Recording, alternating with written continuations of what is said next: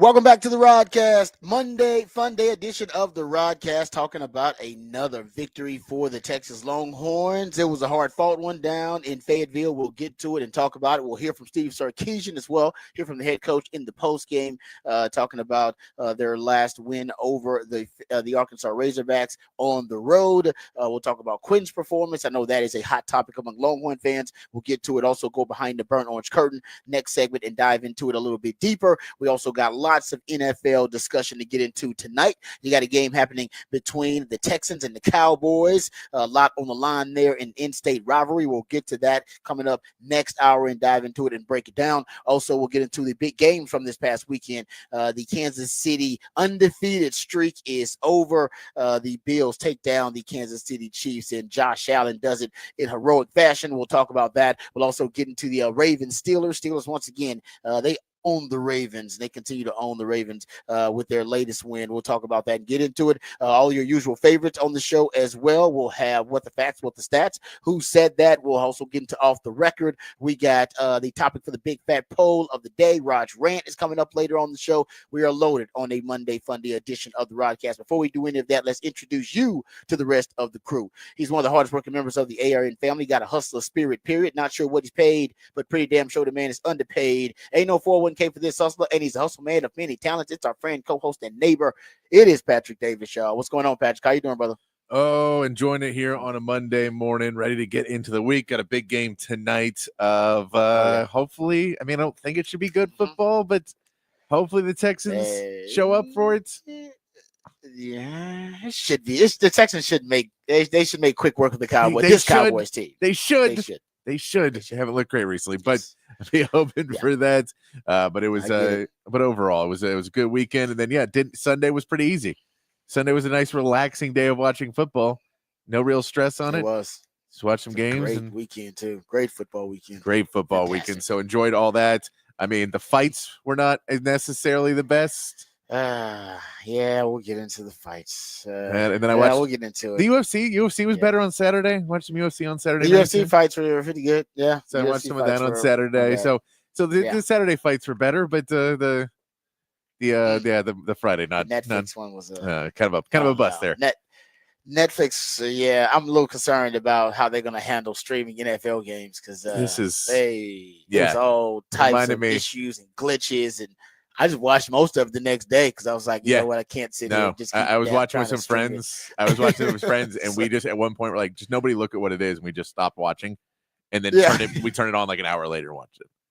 Yeah, I just watched it. And I was like, you know what, I'm just watching the next day. So that's a fail for them. That's huge. I don't know if the NFL is concerned about that. Maybe they should be. Well, if you remember, because it was an international thing. Maybe they feel like maybe it was more people. I have no idea. Do you remember they got big NFL games this week? This season. They do. Do you remember that first Amazon game on Thursday night? Oh yeah, glitchy. That's what it reminded me of. It was very glitchy. Yeah, that's what it was. But just should have did they not study the Amazon lesson? I don't know. I don't know. But that was what I was saying. It's like, I don't know why these people are like, hey, we're going to get into live. And everybody goes, hey, so one thing to watch out for is whatever you think it's going to be, double it. Like double whatever you think it's going to be. Be over ready for it because you don't get a second chance to make a first impression. And whatever you're about to do, it's going to suck. Because people are going to come in and you're just not used to it. And your servers are going to react differently. Like we have people watching all our stuff. Like, the same thing. Is everybody watching the exact same thing at the same time, all around live? Yeah. I can't believe it. Yeah, I can't believe it. No, that was that was the biggest L. It wasn't the L that any of the fights. It was Netflix. That was the biggest L. So I can't believe you guys weren't ready for this, and you've been promoting it for what, like a year? Yeah, because it got pushed back. Promoting this damn thing. Come on, man. Yeah, you spend the fighters made like. You spent like $100 million on this thing. $40 million. I think Jake probably make like $40 million. You're like, guys, hey, what was in the budget for the servers? Ooh, oops. Yeah, you want to skimp on that? Come on. There's certain things in life you don't skimp on. That would be one of them if you want to get into live streaming sports. Yeah. Come on, man. Yeah. So that was, I think Peacock's been the only one who's done it well, but they've done live because Peacock does live wrestling. Oh yeah, you're right about that. So I think early live wrestling might have been a problem for Peacock when they first did it. That's a good point. Because everybody's first foray into it, they kind of screw it up a bit. But why don't you study history? Study the why not do some other live events and be like, okay, well, how are our servers when we had a 100th of the audience that we'll have for this other fight. Yeah, I'm with you. I don't get it. It was bad. It was bad. It was brutal. It was bad. But let me introduce you my co-host, who's not bad. He's a proud alumni of DBU. He's got more papers than Dunder Mifflin, and he watches more film than Siskel and Ebert. He is a new Rod, father of Austin Sports Radio, Mr. Rod Babers. I appreciate the intro as always. Yeah, we'll get into breaking down the Cowboys and the Texans matchup tonight. We got plenty of time for that, and we'll dive into it. The Texans could have some issues in pass protection in this game because I believe Micah is expected to be back. So that would be a concern. But other than that, I don't really see, this Cowboys team as a team that should make this a close competitive game. If it is a close competitive game, then Texans, they're spiraling then. That's the truth. If it is a close competitive game, they're probably spiraling a little bit. That's just the truth of it. But some people would have thought that if Texas didn't score in the 30s versus Arkansas, that Texas offense would be struggling. I believe. All right, I believe I said that would be a concern for me, and it is a concern. All right, there's a bit of a concern in Texas, but I will say I'm happy that they got the win. Let's throw that out there. I won't be complaining about a team that's 9-1. Okay, no, like that. No. Just that I don't want to do that. What does Sark call it? Crying from a yacht. Crying from a yacht. Yeah, a lot of crying from a yacht. We will cry from a yacht today. We will. Oh man, we're gonna be I'm talking about just snot bubbles and everything, crying from the yacht today. As Longhorn fans is 9-1 because Longhorn fans are upset about the way the offense looked, and they're, I think, a little bit at this point frustrated with whether you call it regression by Quinn, but they're definitely not seeing enough playmaking ability from Quinn overall, and they don't believe that he is uplifting the offense. I get it. I'll just say this, because some of y'all are like, man, bench him, put in Arch. Guys, Texas has lost 3 games in the last 2 years. You're not gonna bench a quarterback who's a starting quarterback of a team that's lost 3 games in the last 2 years. It's just not how when has that happened? When name a time when it's not gonna happen. Yeah. Like he's not gonna, unless he literally is in the game and he throws like 4 picks in the game. Man, it just melting down. And yes, you may put in Arch. Just to kind of say, like, stop the bleeding kind of thing. And I think we don't see that happening with Quentin too. He may be off, but he's not gonna. Now, matter of fact, that's what saved this performance. Yeah, exactly. Is that he was rather clean. It wasn't efficient, and it wasn't stellar. It wasn't prolific, but it was clean. It didn't have any turnovers, and very few even turnover-worthy plays. Right? It wasn't that kind of sloppy. But I just think it's unrealistic. I just don't see it happening where you bench a quarterback. And I'm not saying that Arch doesn't have a higher ceiling than Quinn. I get that. I'm not saying that Arch can't bring things to the offense that Quinn cannot. But the conversation about benching Quinn when they're winning games and they've lost 3 games in 2 years, with that guy as the starting quarterback, I don't see that happening. And I know they've had Malik Murphy come in and Arch come in and start games as a result. I get it. I just don't see that happening. Like I said, if he starts to, like I said, melt down of epic proportions and you're losing games because of that guy, then I get it. But with inconsistent play, I don't know if you bench a quarterback who's just inconsistent after going, losing just 3 games in 2 years. That's not going to happen, guys. So you can have a discussion if you want to, but that is a hell of a hypothetical. I think you guys are wasting a lot of your brain power on it. I don't think that's going to be the case going forward. No, it's not. And I mean, like, I think Arch is going to be really great next season. Awesome. I think he's going to be great next season. But I also think the concept of the backup is always better is a very, very flawed concept. Well, especially when it's a Manning. Well, I'm just saying it's more popular when it's a Manning. It's always a popular. No, I get it. But yeah, it's always a very popular thing. Like we saw before Dak Prescott went down, there was people that were like, put in Cooper Rush. He's a better quarterback. And then the minute Cooper Rush hit the field, and I'm not comparing the two, by the way, not comparing Manning and Cooper. No, but we saw it, and then as soon as he hit the field, everyone went, "Oh crap! It's our offense. It's the whole thing. It's like it's not just on the guy. It's everything. It's everything. It's not just Dak. Everything sucks. Sorry, no apologies to Dak. No apologies to Dak. But it's so I get there's a certain amount of it which is you have to look at it and say, I get it, but you can't always just say every time, go, well, that guy screwed up, bench him, because there's a reason that guy's starting too. So Quinn Ewers did have he missed several throws He sacked himself several times. There was Yes. plenty of plays where I was very upset with Quinn. I was also, it's not one of those you bench him because he wasn't doing the worst things, which is turning the ball over. Yep. No, like I said, I do understand the frustration. Yeah. I'm not, trust me, I get it. Some people are upset that, you don't have a vertical element to the offense with Quinn very often, but I will say, I'm going to go back to being inconsistent because versus Florida, the D ball was on. Yeah. D ball was on, right?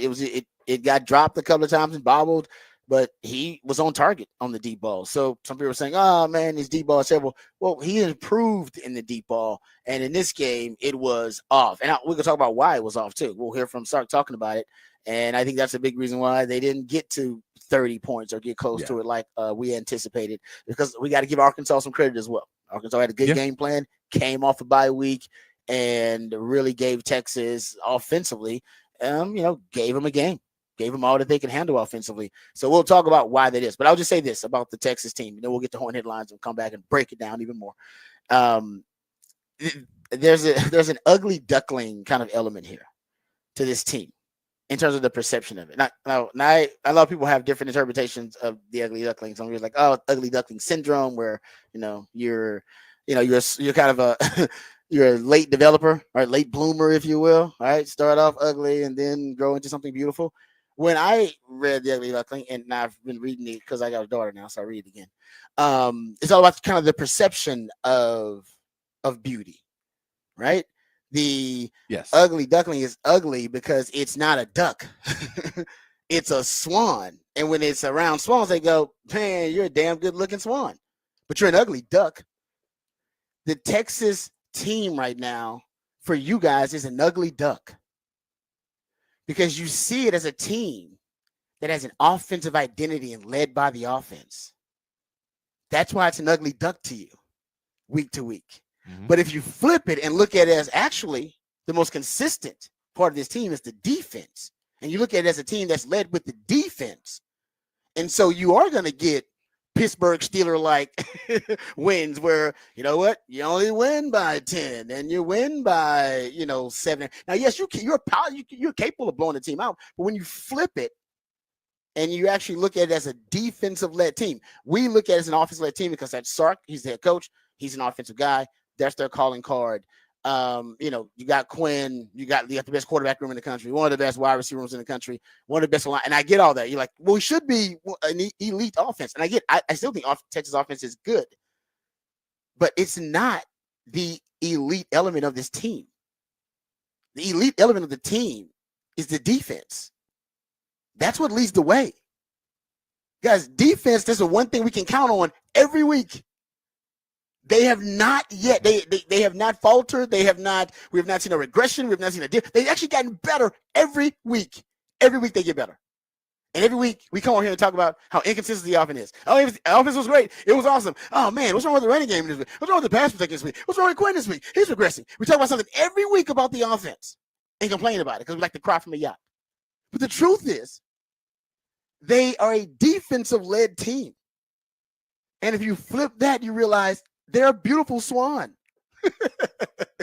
You are just looking at them as an ugly duckling. They're beautiful, man.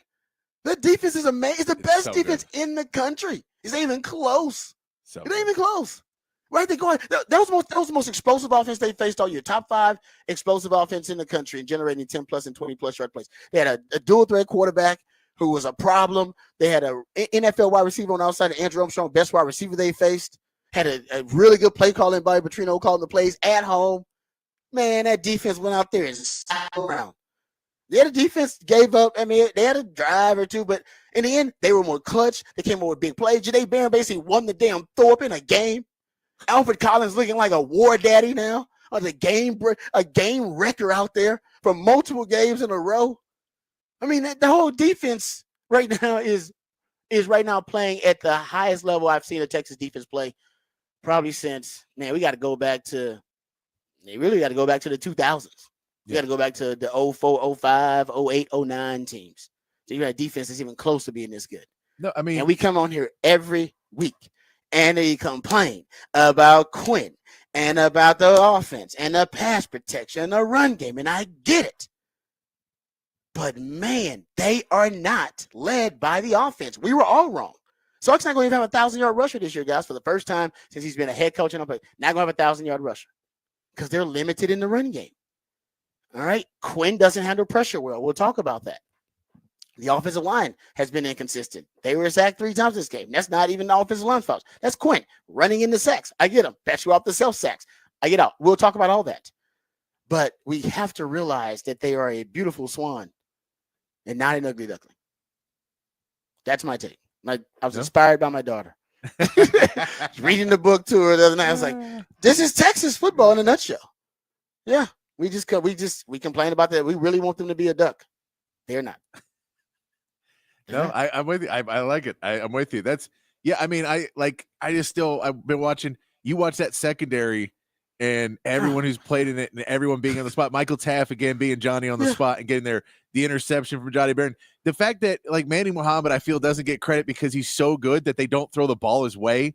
But maybe once or twice a game.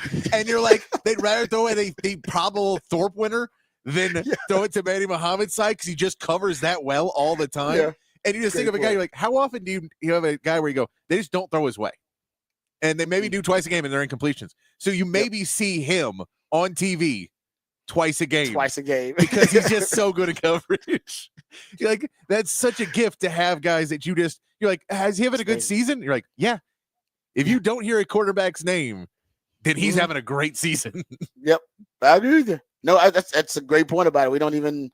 I'm trying to even think of plays he made in this game. They rather throw it. They threw it today like 3 or 4 times. Yeah. They kept throwing it. I'm like, why they keep it? And remember, the only time they threw on that side really was when they took Malik Muhammad out and they put in Kobe Black. Yeah. They started going after Kobe Black. Yeah. They got the hook on that. They're like, no, we ain't going after Muhammad. Hell no. It's amazing how good. Anthony Hill's playing at a really high level. He's playing well. Barron Sorrell is playing so well right now. Colin Simmons gets 2 more sacks. Simmons gets I think we have to reprogram ourselves as fans. I think for Sark it's new. I don't know if Sark 100%. has had a team that's led by the defense like this either. I don't know if he even at Bama. Remember, they were like a record. It was Bama, but they had a record-setting offense when Sark was there. Like record-setting. Yeah, the Heisman Trophy winner on the offensive side of the ball at the wide receiver position. They had multiple first-round picks at quarterback. They had transformed from the identity of being just the elite team led by Nick Saban's defensive prowess. It's just interesting that Logan fan, we can't. All I heard coming out of the game, most of it, 75% of it was, what's wrong with Quinn? Is the offense regressing? All things may be true. Quinn may have some issues. Offense may be regressing. But like I said, the offense is not what right now is the calling card of this team. Yeah. Guys. Because what's one of the most important things in sports, especially when you're scouting sports, is consistency. Who's going to show up week in and week out? That defense shows up week in, week out. Sometimes the Texas offense shows up. Sometimes it doesn't. So it can be good, and it's regression's even the wrong word I'll use in it because next week they may be great, and then I say inconsistency. It's not regression. I agree. It's inconsistency. And that's the word to use because you just don't know what you're getting, and that's a scary thing as a fan, and it's a scary thing as a coach. It's a scary thing as anything when you look out on the field and you go, well, can I game plan to score 40 or game plan to score 20? What's my game plan? How am I calling the game? Am I calling it to throw deep shots and let's go have some fun? Or do I have to hand the ball off? And do we have to be in 3rd and 2 to feel like I'm picking it up? Because 3rd and 7 is scary. Yep. And we'll hear from Sark, but I think Sark understands that now. And he talks about it, how basically you have to coach just not to be a liability at times on offense. Yeah. And I think that's where he got to. And he was like, well, my defense can win this game. As long as we don't give them a short field, as long as we don't give them a turnover, as long as we don't give them a non-offensive touchdown of some kind, we can still win the game. Let them catch their breath. Yes, and I think that's exactly what happened. And we'll talk about the money drive and all that for Texas, but I do think Sark is adapting his play calling a little bit, understanding, all right, you know what? My defense leads the way for me, not the offense. All right, there you go. So we'll come back. We'll discuss that a little bit more, but first let's get the Horn headlines. So let's get educated. Let's get updated. Let's get informed with all the top stories of the day with my man Patrick Davis and the Horn headlines. All right, your Horn headlines brought to you by Top Gun Rentals and Lawn Equipment. In the NBA, the Spurs fell to the Mavericks 110-93 on Saturday. In the game, Victor Wembanyama missed due to a minor knee injury suffered against the Lakers.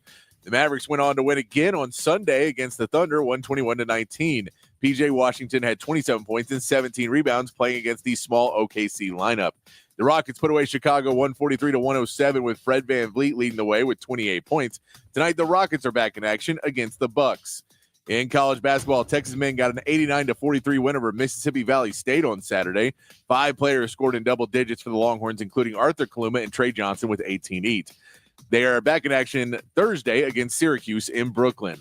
Texas women's basketball picked up a 91-61 win over DePaul yesterday, led by Taylor Jones with 22 points and 12 rebounds. The women take the court again Wednesday against Tarleton State. And Texas women's soccer advanced in the NCAA tournament over the weekend with a first-round win over Boston. It will now play Michigan State on Friday. In college football, the Longhorns got a 20-10 win over Arkansas with a strong defensive performance. In other games, Florida upset LSU 27-16. Georgia took out Tennessee 31-17. And Kansas ended BYU's perfect season with a 17-13 win. Texas remains at number 3 in the new AP poll.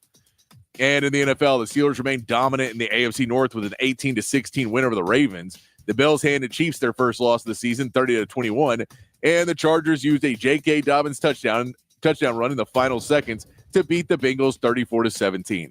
Tonight, the Cowboys and Texans face off on Monday Night Football, and that is your Horn headlines.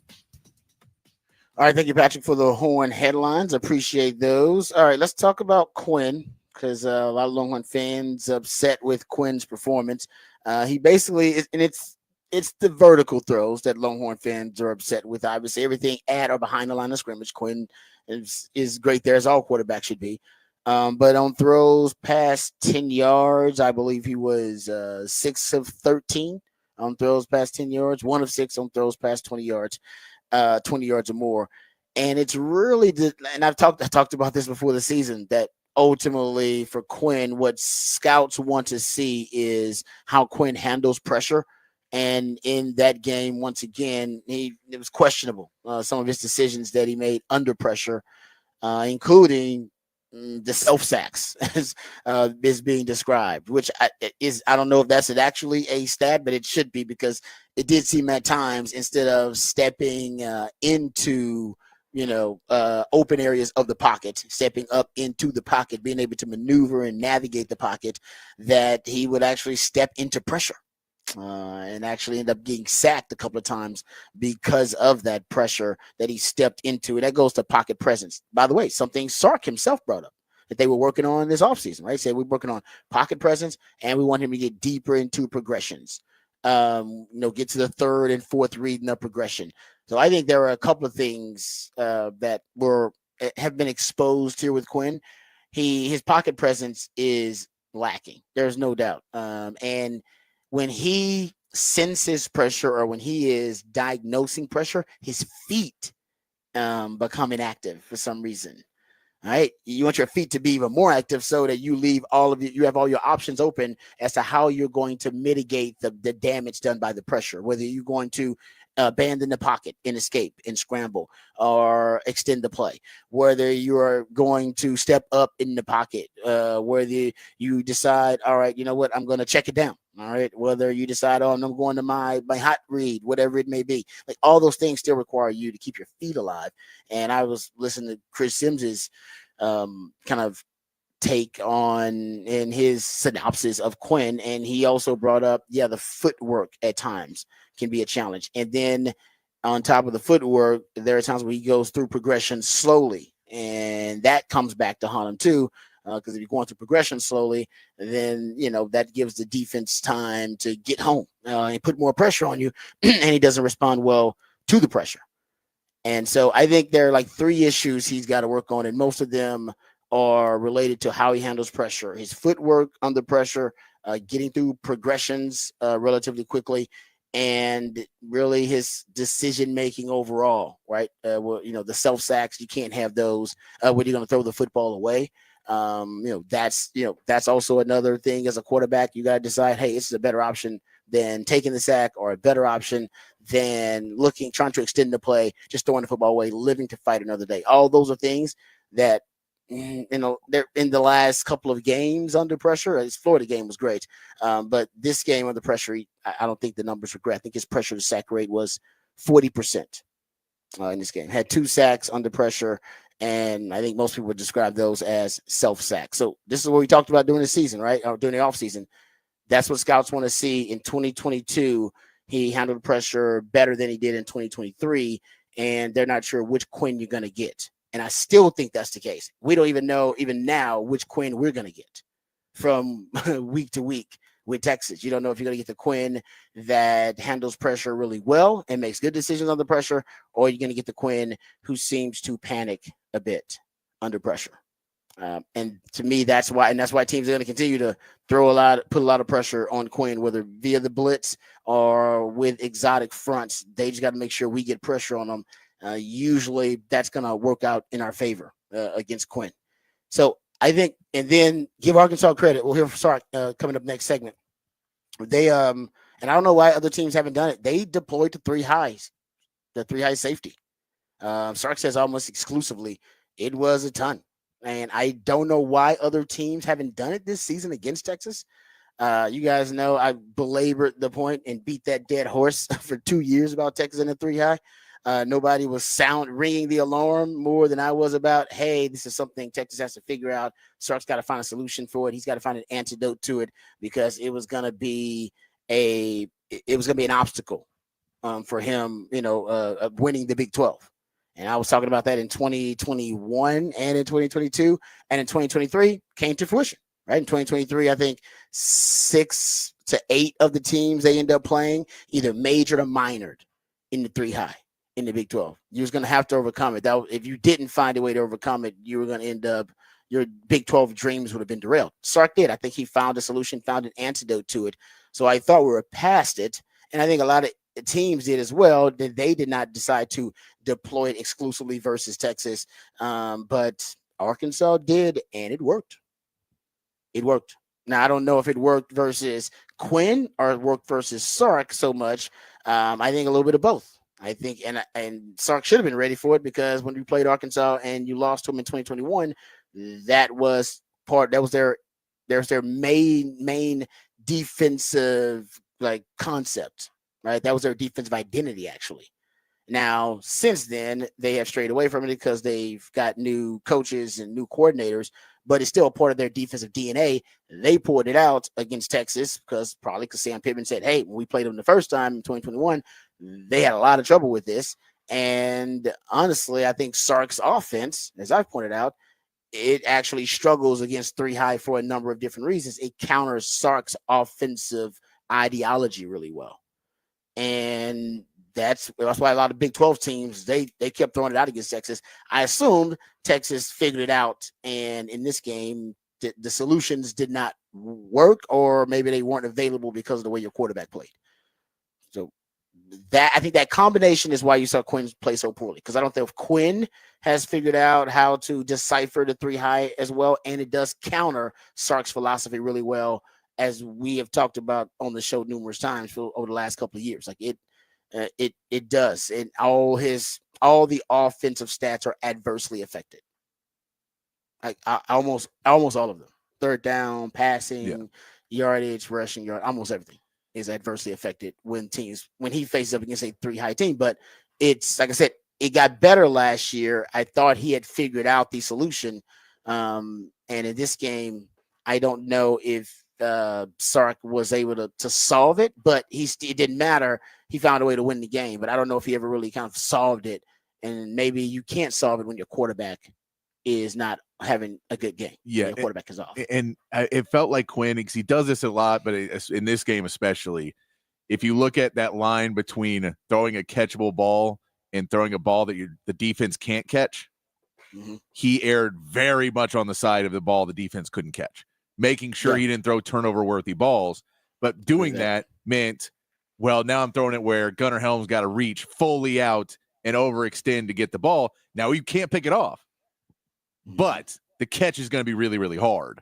Yeah. And he would err on that side of caution so much in the game that he threw balls at somebody like, well, the defense can't catch it because no one can, because it's 5 yards down further where it needs to be. So I get you're being really safe because you really don't want to have a turnover because Sark understands that this defense, you can't screw this defense over because they're playing too well. So I think that there's that part of it where it just felt in this game, he never got the flow of getting a couple of completions where he starts to pull back a little bit closer to, oh, no, I can put it in that pocket right in between. And he erred on the side of caution.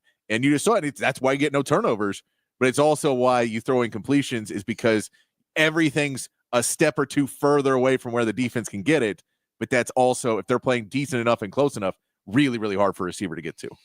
Yeah, no, that was definitely the case on those deep balls. It was like it was like nobody, basically my guy or nobody, and most of the time it was nobody. Yeah, and that was like, going to get to and him. there was a few over the middle that he threw low that he was trying to make sure it didn't get thrown up and get tipped and get, like they're all throws, and I get why you're making that way, but one of Quinn's best attributes is he throws a really catchable ball, especially 10 yards, 10 yards. He throws a really catchable. A lot of guys rocket those balls in there trying to get them there quick, and receivers have a really good time. He throws a really catchable ball, but it does, if that thing's, if you've got a guy on your back and you're trying to bend over and all, it's just a really hard catch to make. Yeah, no, I'm with you on that too. I agree with you about he was very cautious because I talked about there were no tight window throws, really very few tight window throws in this game. And I think Quinn didn't really want to make those throws, or he didn't feel comfortable making those throws in this game versus Arkansas. But so we'll get into it. We'll hear it from Steve Sarkisian on the other side about this victory over Arkansas, and he'll talk about Quinn a little bit too. We'll get into the Texans and the Cowboys next hour. Talk about the Monday Night Football matchup and all of the NFL news, notes, and nuggets from over the weekend. All those big matchups: Ravens, Steelers, and also we'll get into the Chiefs and the Bills. But when we come back, we'll go behind the burnt orange curtain. Talk Texas football here from Steve Sarkisian. All that and more right here on the Rodcast featuring Patrick Davis. I'm Lifetime Long One Rod Babers coming back on the horn.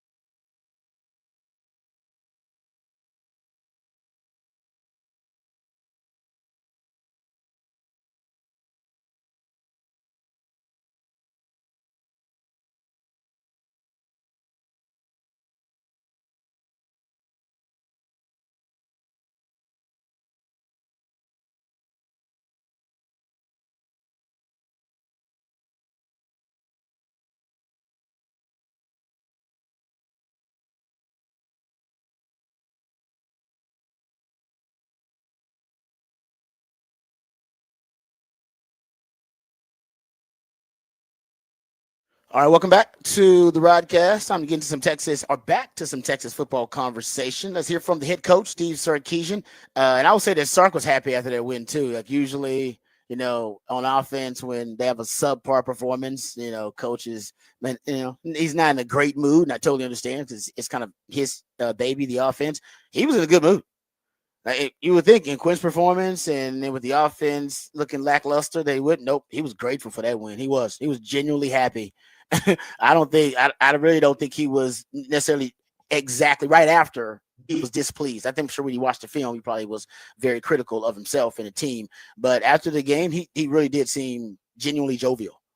Well, it was also because you know what the best part about going to Arkansas is?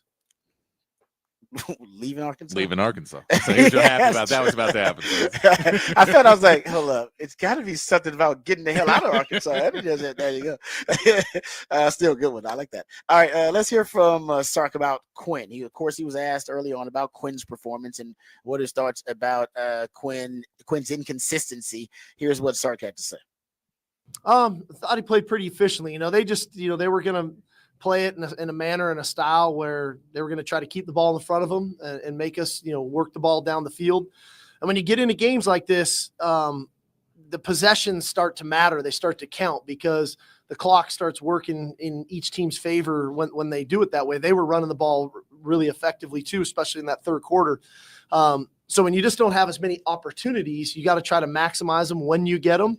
But again, taking care of the football, converting on third downs, and what a play for him there on the fourth down to kind of seal the game. So I was proud of him for that. Yeah, he did. That was a gritty play. I mean, Sark had the faith that Quinn, and I'm sure they called it a keeper. There's no way they allowed him to actually make a read on that play. I'm sure it would say called keeper to break tendency because Quinn never keeps the football and he's hurt. So, and it worked out. And he ended up trying to, run over? Was it a linebacker was a linebacker or a safety? I think it was a safety, but it was a big safety. It was a big safety. Yeah, no, Arkansas actually tackled well, man. But that was a great play call by Sark and a really good effort there by Quinn. But Sark was also asked about the defense, as we've been talking about. That's the identity of this team. And if having a defense this good allows him a little bit more latitude and a little bit more freedom to be aggressive on offense, because like my defense is going to show up. They can if it's a turnover or if it's a sudden change, my defense can stand up. Here's what Sark had to say about that theory. I think it goes both ways. Sometimes we when you're playing such great defense, you want to make sure you're not giving up any short fields or taking too many chances sometimes with the way that game was going. And so I thought one of the more impressive things for us in this game was 2-0 in the turnover margin. And first time this year, us taking care of the ball. The football gods were on our side on the fumble there by Blue. So I think that just kind of, the ball matters too, of us being able to take care of the ball, creating those turnovers, and winning games in different styles and different ways. That's a great point there. If you are indeed going to be a defensive-led team, you can't be a liability on offense. That's the number one rule. Like, you can be inefficient and you can lack verticality and you can have deficiencies in the run game. All those things, you can't have, and your defense can save you. Or compensate for anything your offense is lacking. But you can't be a liability. You can't put your defense in a compromising position with giving the opposing team short fields, which Texas actually was doing at one point in the season, right? They were the self-inflicted wounds and the giveaways were giving opposing teams short fields, bad punts, giving opposing teams short fields. If you're going to be a defensive-led team, you can't do that. You got to give the defense, more to work with, and you need to support the defense more. That's what he's talking about there a little bit. So he's talking about it influencing his play calling, not to make them more aggressive, where they can take – that was the Big 12 recipe. Remember, Big 12 would have if it was a really good defense, they'd be like, all right, we're airing it out. We're taking shots. We're going to take more chances on offense because we have an opportunistic defense that can get us back to football, give us more possessions. And that was more that mindset. Sark's mindset may be shifting where I got a good defense. I just got to make sure I don't screw it up because my defense will win us games. It will score, but we don't need to score 40 if my defense is only going to give up 13, 17. I just need to make sure we score in the mid-20s, somewhere around there. And if we can do that without mistakes and without the self-inflicted wounds, that might be another recipe to win. Not the only recipe to win, but another recipe to win. So here's Sark talking about his confidence in that defense that we've been talking about all morning long. Here's Sark talking about his overall confidence as a head coach and what that defense can achieve. Well, I think there's a point to be made about like that is when the confidence continues to build, and it's one thing to, the scheme be right, but it's another when guys play with that mentality that they're going to defend the end zone, and then they're going to try to take the ball off you, and they're going to try to get after the quarterback, and they're going to try to do those things mentally. And you could see guys attacking the football. We weren't knocking it out all the time, but I could see guys going after it. And then, Alfred eventually gets the one. So I just think we're playing with the style now defensively that is one of, these guys take a lot of pride in the way we play defense. And that's the beauty of it being a great team. I think so many times with me, especially being an offensive head coach, I get asked about offense a lot, but we're trying to build a great team here, right? And do that consistently over time. And our defense has improved every single year that we've been here. And I think that's a credit to PK and the staff. I think it's a credit to the veteran players in that locker room who didn't ever lose belief as we continue to grow as a program. But to be a complete team and to try to win as many games as we're trying to win this year, we got to be really good in all three phases. Love what he said there about there were guys trying to rip the ball out and punch it out. And he's right. We remember going into that game, we told you guys that no team in college football only one team in college football had more fumbles than Arkansas, and it was Oklahoma. Arkansas came into that game with 22 fumbles. And you could tell the Texas guys, every now and then they're trying to rip it out. Every now and then they come in late on a tackle and try to punch it out. That's the football awareness we're talking about, though. They weren't doing stuff like that last year. That's situational awareness. That's guys game planning, preparing for opponent-specific things. And they end up getting one in a crucial – was there a bigger play in the game than Alfred Collins forcing a fumble? They're driving. They're driving. And they found something in the run game. They did. They found something right off that kind of left side. They had found something in the run game, and it was working for them.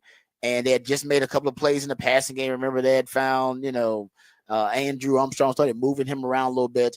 And that fumble, and it was on a run where he's already gained yardage. Gained like 4 or 5 yards on that play already. And Alfred Collins chasing him down, knocks the ball out. I don't know if that's the biggest play of the game. There's no doubt. Yeah, it's between that and Jaden Blue's run where it goes out of bounds.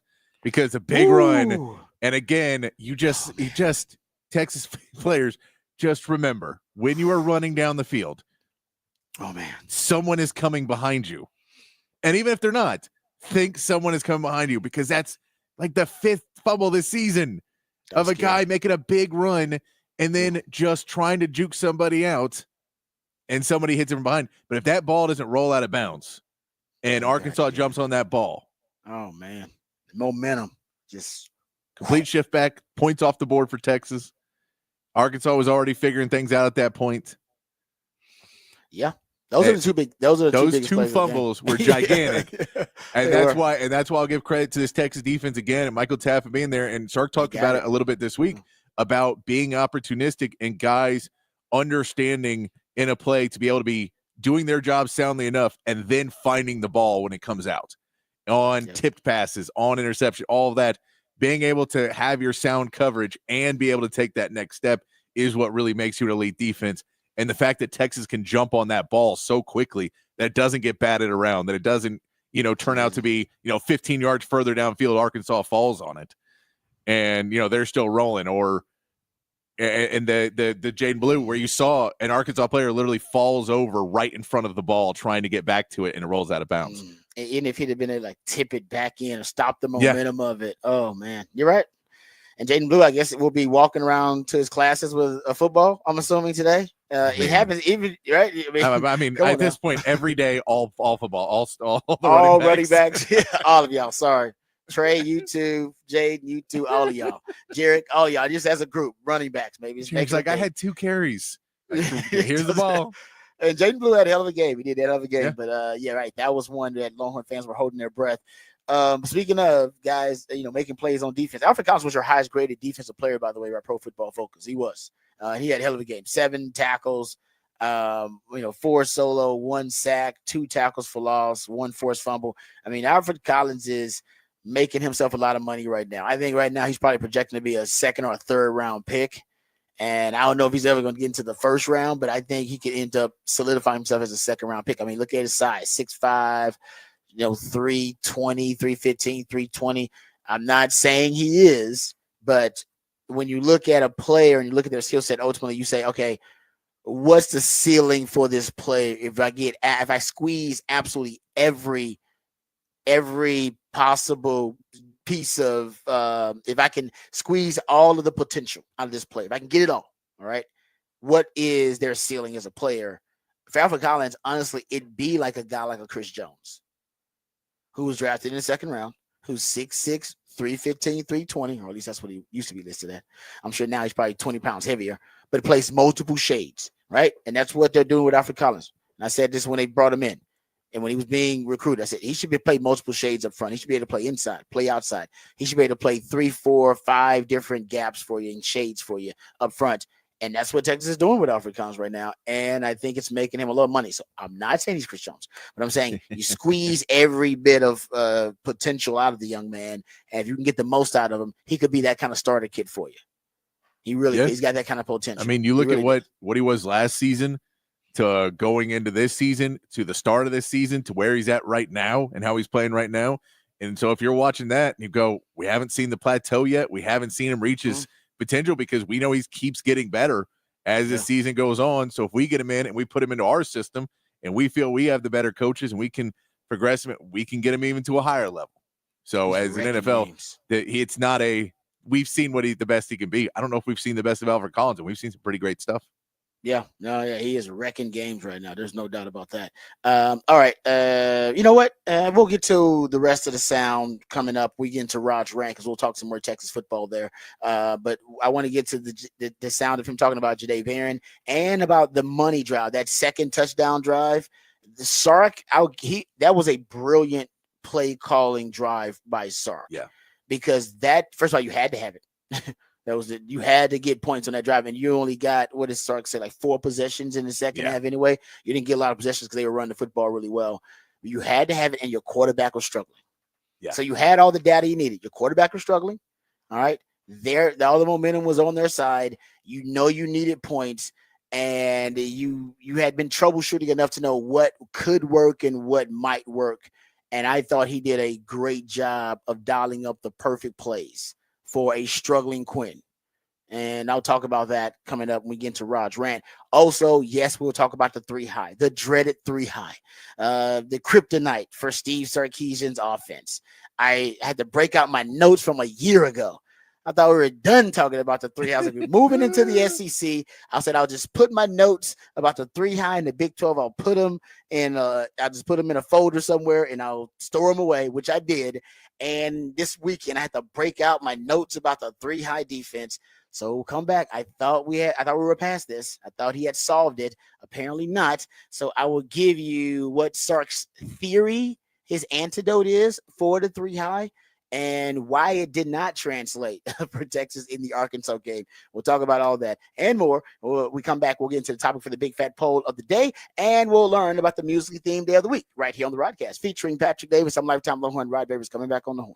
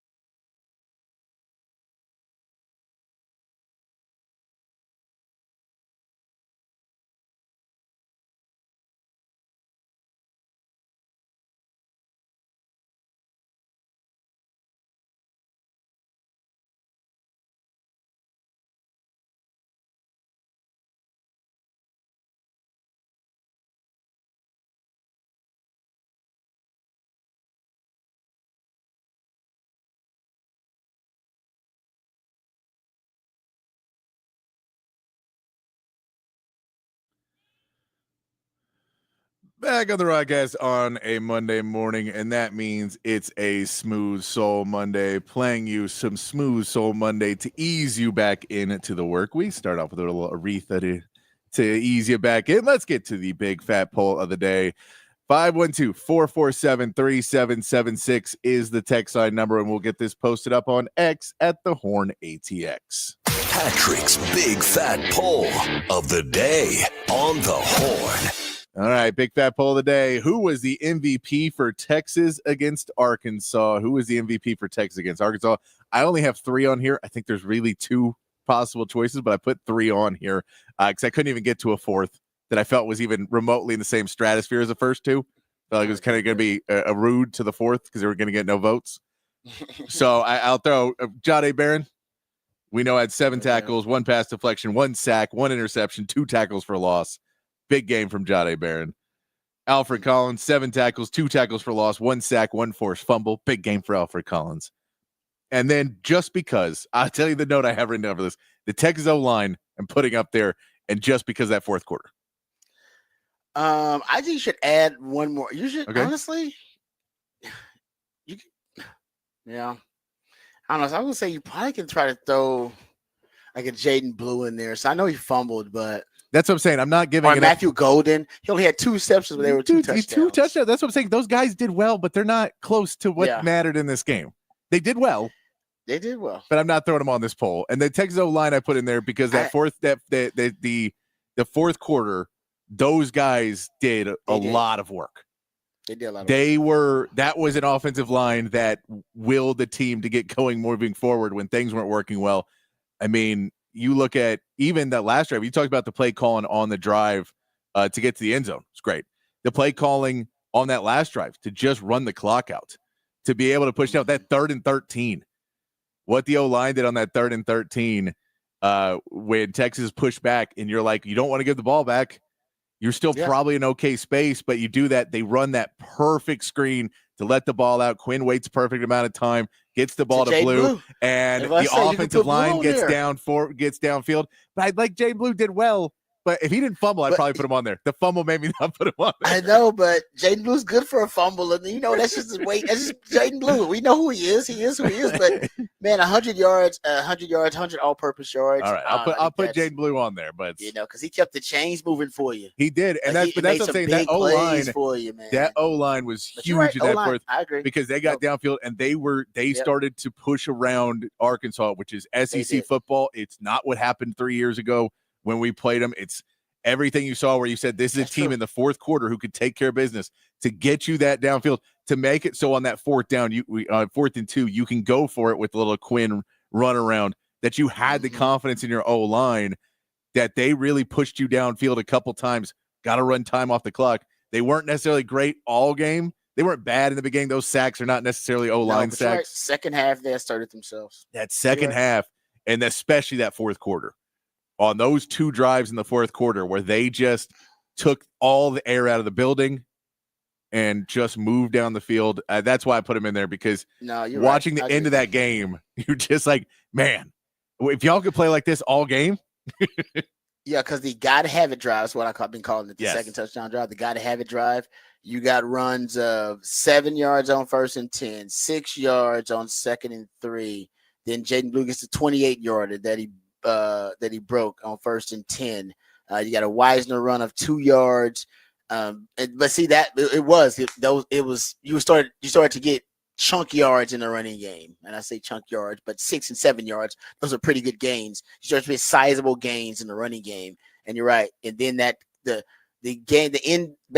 end of game drive, where it almost reminded me of Alabama, where you got the ball with you had your 6 and 7 minute offense, and you basically was able to execute and keep the ball for the rest of the game after getting it with I think they got it with 6:50 left, and they kept it for the rest of the damn game. That was beautiful. Make them use all their timeouts. Yep. And they needed it really did. They needed that big there at 3rd and 13. What a hell of a play call. And that was great execution. Yeah. It was great execution all around. I mean, nothing special about it. Texas ran that play. We saw it. We've seen that play dozens of times from Texas, and they get a nice gain on it. But do they get what he get 15 yards on that damn play. Yeah, 17 yards. 17 yards on a 3rd and 13. On a play where all the Arkansas defense knows is don't let them get more than 12. And it's there. It's the play of the game for them. Like they gotta have this play. It's like, no, this is the biggest play of the game for us. If we get the ball back, we potentially could go down, score quickly, and then maybe onside kick this thing and try to have a shot. But no, Texas. No, that 3rd and 13 is get the keys. We might be heading to the parking lot for Arkansas for the fans. Yeah, because when you see that, you're like, come on, what are we doing? And he kept the ball after that, and then they were able to run the clock out. So I agree. I went with you on the O-line. The O-line did show. They did show up in the second half, especially in the run game. Got a big push in the run game for those guys. Yeah, but it's gonna be defense. We all know. That's what I'm saying. That's why I don't want to take away from. We know it was a defensive game. We know what Jahdae Barron did. I mean, first half especially. I think Jahdae Barron, that one sack he had where they just didn't touch him, came right up the middle. Oh, great play call by PK on a have to have it down too. I think that was on a 3rd down. That was a NASCAR down. They were into the nasty NASCAR down. They blitzed him a lot. He had 3 pressures in that game. Yeah. They start to blitz him a lot more when they use that NASCAR dime when he's inside like that. Man, it's tough. My man CB says, where would you rank Jahdae Barron's single game performance? In my opinion, he sealed the Thorpe with that performance. Yeah, I mean, it's hard to argue. Him and Travis Hunter. I mean, Travis Hunter had an interception too. It's gonna be him and Travis Hunter. I don't know which one. You can give it to either one, and I would not complain. But yeah, I'm a DB. So I'm a little bit biased. I'm gonna go with Jahdae Barron because because all that damage was in one half. You're right. It's like it was like the first half. He was the first touchdown was off that interception. Yeah. I mean, you talk about Alfred Collins was the that momentum shift in the second half. Man. That momentum shift in the first half when the offense looked bad, and he got him the ball back. They go down and score, and now you're like, okay, maybe we can get going because of that interception from Barron. And they didn't really get going. The truth is, they really needed it. They needed it from today. It was clutch. You man. took that out. It's what a 3-0.5. Yeah, and think about it, guys. And this is the I love about Jahdae, right? I call him a football investigator. He's got 2 interceptions, 2 of them in the Georgia game, and they were pretty much the same. He's attached to an offensive player. One was a tipped one, and one was a kind of an off pass, right? An errant pass that he ended up catching. Should have been damn near taking it to the house.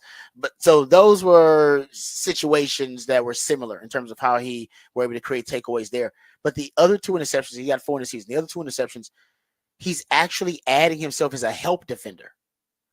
Remember the first one against Colorado State, he robs the post from the backside of the post, watching the quarterback and looking for work. In this game, that was the slot receiver they were throwing a seam route to. He was in zone coverage, I believe in cover 3, and his receiver runs a hitch route, and he's watching the quarterback, and the quarterback never looks at the hitch. So he's like, you know what? I'll rally up to the hitch route then. Let me sink and keep covering the deep third. And because of that, he's able to be over the top of that seam route by the number 2 receiver and ends up catching the tip pass. And that just shows you it's his football IQ. Like, you know what I mean? He's added himself in coverage multiple times because Jalen Gilmore, I believe, is carrying that. And the safety is coming over. There's up being 3 guys, I believe, right there in the vicinity of it. But it was Jahdae Barron that came up with the tip pass. So his football IQ is through the roof, and it's on display constantly. And it was in the first half of that game. So, yeah, 1 interception, 1 PBU. And think about it, he had 2 plays where they ended up picking up the flag, I believe, for pass interference against them. One early on in the game they didn't call. Well, they didn't throw a flag. I think the fans wanted a flag, and I think they debated it actually too a little bit because then they decided nope, they're not gonna throw a flag, and he didn't interfere. The second one that I'm talking about, he did get there a little bit early. They threw the flag and they picked up the flag. Both of those plays where the fans either wanted the flag or the refs threw a flag and picked it up. Guys, the reason that people thought it was PI or thought it should have been PI. He's running the route for the receivers. Go watch him. He's running the route for them. He basically runs the route. The reason that the second one where they actually threw the flag, he gets there early. He does. You could have actually called it a PI in my opinion because he did get there early. But he got there early because he ran the route for them. He was out of his break before the receiver got out of his break. And in the second one, the receiver kind of slips, but he's already going downhill, driving on the route. Yeah. While the receiver is getting out of his break. Now you could say, well, he's just got great instincts, and I think he does. No doubt he does. But I think that's just film study. I think remember I told you how fearless he is? I think it's film study. And like I said, once he sees the clues as a football investigator, pre-snap, down, the distance, the personnel grouping, the receiver he's going up against, the situation.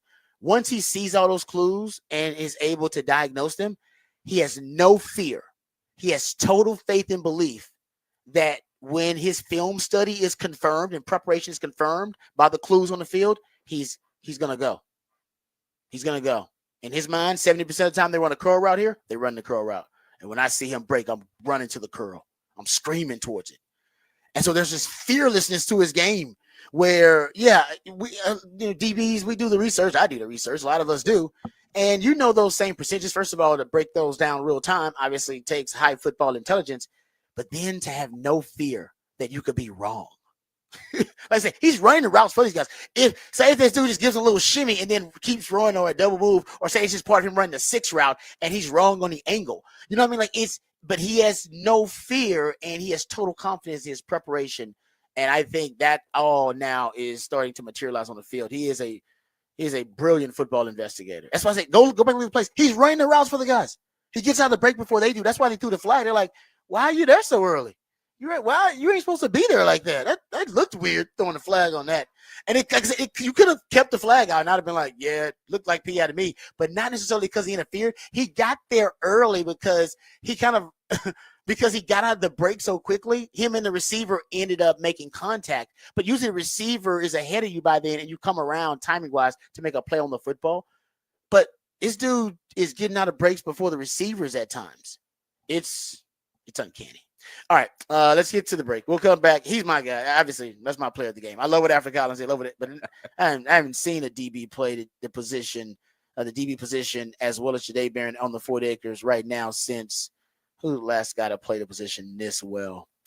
Man, you probably have to go back to Quandre played at a really high level, but I don't think Quandre was like this. You might go back to Kenny Vaccaro, like Michael Huff, those kind of dudes. I mean, he's wearing the number. That's what I'm saying. I think you got to go back. And we've had great DBs since then. I mean, guys who are playing in the league, but I think you might have to go back to Huff Daddy, them days, since we had a DB playing this well at the position. That's crazy. All right, we'll come back. We'll talk NFL on the other side. We got to talk Texans and Cowboys. We got to talk about the big games over the weekend. Josh Allen taking down the Kansas City Chiefs, putting the team on his shoulders. We'll get into it. And I told you, and I don't know how, but the Steelers have the recipe to beat Lamar Jackson. They did it again. We'll dive into it. All that more right here on the Rodcast featuring Patrick Davis on Lifetime Longhorn. Rod Davis coming back on the horn.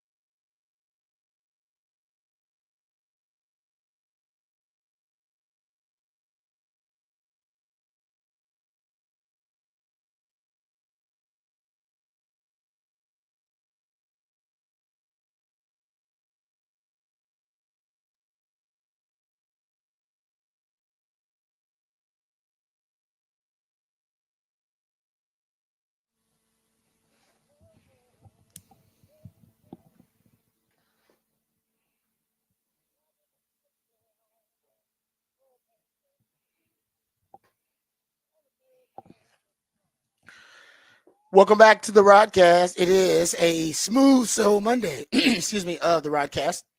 And that's when my man Patrick plays jams intended to soothe the tortured soul of sports fans who might have had a tough weekend. And that includes, I'm sure, a lot of Arkansas fans out there because the Longhorns had a big win over the Arkansas Razorbacks. We'll talk about that and get back to that conversation. That also includes Kansas City Chiefs fans for the first time all season long because the Chiefs' unbeaten streak is over at the hands of the Buffalo Bills. We'll get into that conversation as well. We'll also talk about the Monday Night Football matchup tonight coming up between the Texans and the Cowboys. But courtesy of my man Patrick, we appreciate the Smooth Soul Monday, intended to make sure you also are eased into the work week. Hopefully you guys had a fun-filled, relaxing, stress-free weekend. But we all know the work week can present different challenges. Traffic and adulting and meetings can be pretty traumatic. So in order to ease you into the work week, my man Patrick wants to make that a smooth transition. Thus the purpose of a Smooth Soul Monday. So we appreciate Patrick there. We also appreciate Patrick for coming up with the topic for the big fat poll of the day, which is already posted on X. Go check it out at the Horn ATX. Patrick, what is the topic for the big fat poll of the day? Big fat poll of the day. Who is the MVP for Texas against Arkansas? We gave you 4 names. I put 4 on there. I think 2 are going to get the lion's share of votes here. Jade Barron and Alfred Collins are probably going to be your 2 leaders in this. O-line is on there for what they did in the fourth quarter, getting this team. And then Jaden Blue had another good game. Another good game for Jaden Blue.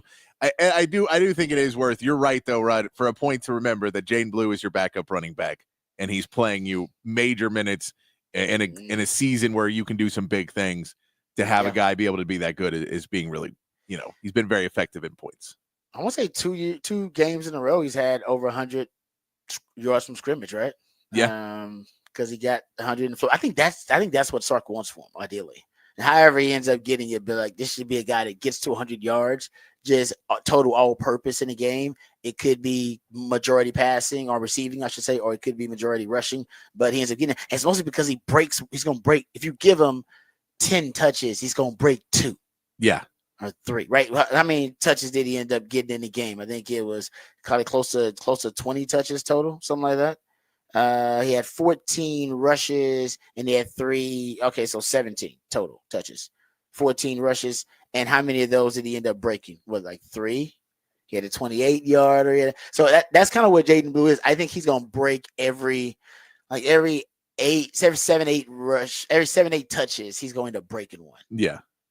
Right. And you guys trying to just get him enough where he's gonna break 2 or 3 of these. If I give him close to 20 touches, I know I'll get 2 big plays in there somewhere. Yeah, he's really good at finding the holes and running behind blockers for the right amount of time before busting and just going. And that's where that's that 3rd and 13 where he long enough for everybody to get their blocks and then find it and go. Yep, and you're right. That's one of the explosive plays because that was a 17-yarder. I mean, that's pretty explosive. You look at explosive plays for they're at least 15 yards. That's one. Then you have the 28-yarder, a 28-yard run. That's another one. So I think that's where you are with Jaden Blue. You just it can be frustrating because there are times where you could put the ball on the ground, and there are times where it can end up getting a negative play because he is a back that needs that sliver of daylight, right? And he's not necessarily very patient to wait on it, but if you can scheme it open, man, when he pops it, it's a beautiful thing. So yeah, I like Jaden Blue in there, but you're right. Right now, Jaden Blue and O-line getting no votes. Jaden Blue, Jade Barron is getting 60% of the vote, saying Jade Barron. Actually 67%, still 0% for the O-line and Jaden Blue. Come on, guys. Come on. Well, once we get some more votes in there, look, we always get like someone still at Texas scoring 0 points or something like that. So we'll always get something. Someone will vote. That's true. Just to be obtuse. Yeah, you're right about that. Yeah, somebody, man, show some love. I wouldn't even put Jaden Blue. I didn't mean it as a disrespect. I think Matthew Golden did what he needed to do extremely well. But it's like he's not going to give. I get he got 2 touchdowns, but it was like that was it. They were important. They were important. And I don't know. Honestly, I'm not sure Sark trusts anybody else with that second touchdown. No, that's basically the same concept you scored against Notre Dame on. I don't know if he trusts the other receivers running that. No, I heard Quinn in the post game basically saying that's a play that every Friday when they pick out plays, he's like every time Sark has that one out there, I'm like put that one in the game.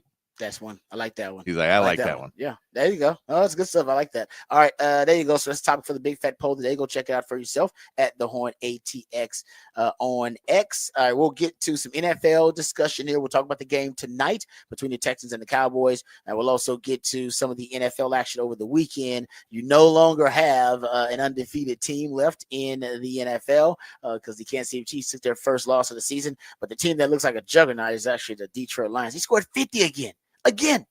Scored 50 multiple times in the same NFL season. Who does that? That's crazy. We'll get into it. We'll talk about that a little bit later on. But I want to get to those big matchups, Chiefs, Bills, and we'll also talk about the Ravens and the Steelers. Basically, those were all your top 4 seeds, I believe, in the AFC. Yeah. We're all like having big games this weekend. So we'll talk about that because the Texans. The Chargers came through. It's 7-3 now. I tell you, Bengals, best bad football team in the NFL. Isn't that crazy? They just continue to find new ways to lose. And then Joe Burrow is balling. How rare is it to have your quarterback playing that well? I remember the Texans had that with Deshaun Watson. Yeah. Remember he had that season. What was it, like 20? No, that's last season. I think he might have played for the Texans. One of the last seasons. And they had a losing record. I mean, they were horrible that year. And yet Deshaun Watson was playing like a top 5 quarterback. That's Joe Burrow right now. He's playing like a top 5 quarterback, and yet the Bengals are terrible. What are they, 4-7? Yeah, I think they now have like a 2% chance of making the playoffs, something like that. 4-7. Yeah, they're done, but it's like because they're so good, you just keep watching. Like, well, they're if you want to believe a team that could make a run, it's them. But it's just they're in a tough division, and they just can't seem to pull it out. So I don't know why you would think. But yeah, that was another one where the Chargers now getting into that range of all right, they're a 3-loss team. Are they someone you have to start worrying about because we know the coach has got some juju. Yeah, the coach can coach. They got a coach who knows ball, and they got a defense. The defense is going into that game. It was going into last week, I should say, or this past weekend. It was the best defense in the league. We talked about that on Friday, actually. And so, I mean, I haven't watched a lot of Chargers. That was my first time actually watching the Chargers. Man, Justin Herbert looks like he's ready to put the cape on at times too. Speaking of, that's what Josh Allen did. He put the cape on. Versus, it's very rare that Patrick Mahomes gets out Supermaned, and it happened with Josh Allen. We'll get into that. We'll talk about it. We'll talk about the Texans and the Cowboys. But first, let's get updated, educated, and informed with all the top stories of the day with my man Patrick Davis and the Horn headlines.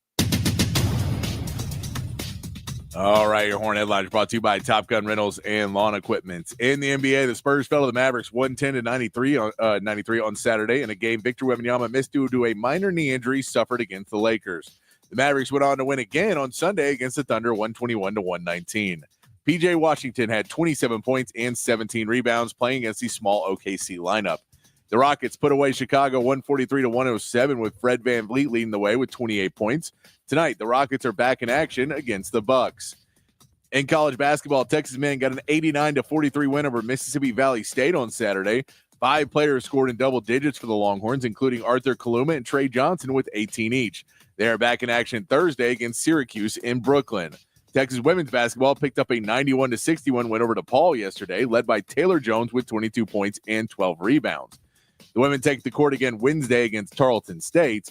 And Texas women's soccer advanced to the NCAA tournament over the weekend with a first-round win over Boston and will now play Michigan State on Friday.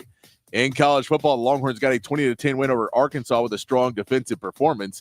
In other games, Florida upset LSU 27-16. Georgia took out Tennessee 31-17, and Kansas ended BYU's perfect season with a 17-13 win. Texas remains at number 3 in the new AP poll.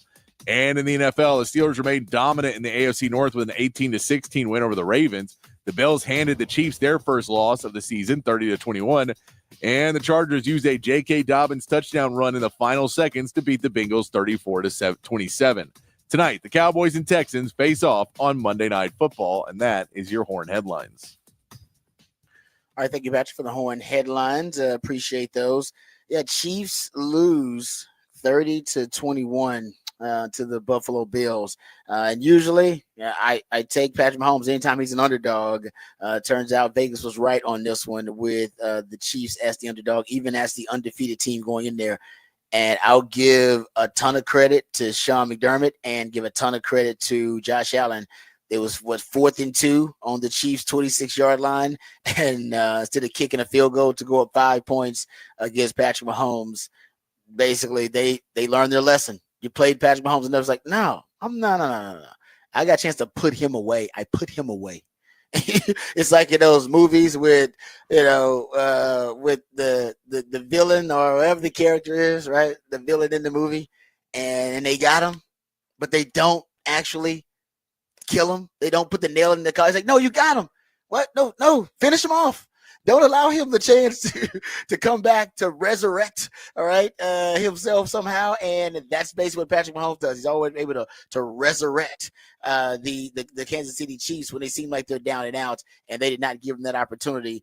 They decided to go for it, and it was rewarded. Josh Allen ended up getting that 26-yard touchdown run that put the Bills up 2 scores. Now that's usually safe, but that in the time that they had left, that was safe enough. And that's how you beat Patrick Mahomes. You don't give him life. No, what are we talking about in that Buccaneers game? That's why you go for 2. Yeah. You can't go into overtime. You can't go into, you just know how this is going to end. The story's been told too many times. Yeah. Exactly. Yeah, that's exactly it. Like you know how this story ends. So why would you play along with that script? Why would you follow that script when you know how it ends over and over? He's the most clutch quarterback in the league. And what do we say? Kansas City, all they need is the fourth quarter. Like they basically had proven that they are a fourth quarter team and they're a clutch team, not necessarily a great team this year, but a clutch team. Don't give them an opportunity to be clutch. And, and I'll give, Josh Allen a lot of credit and give Sean McDermott a lot of credit.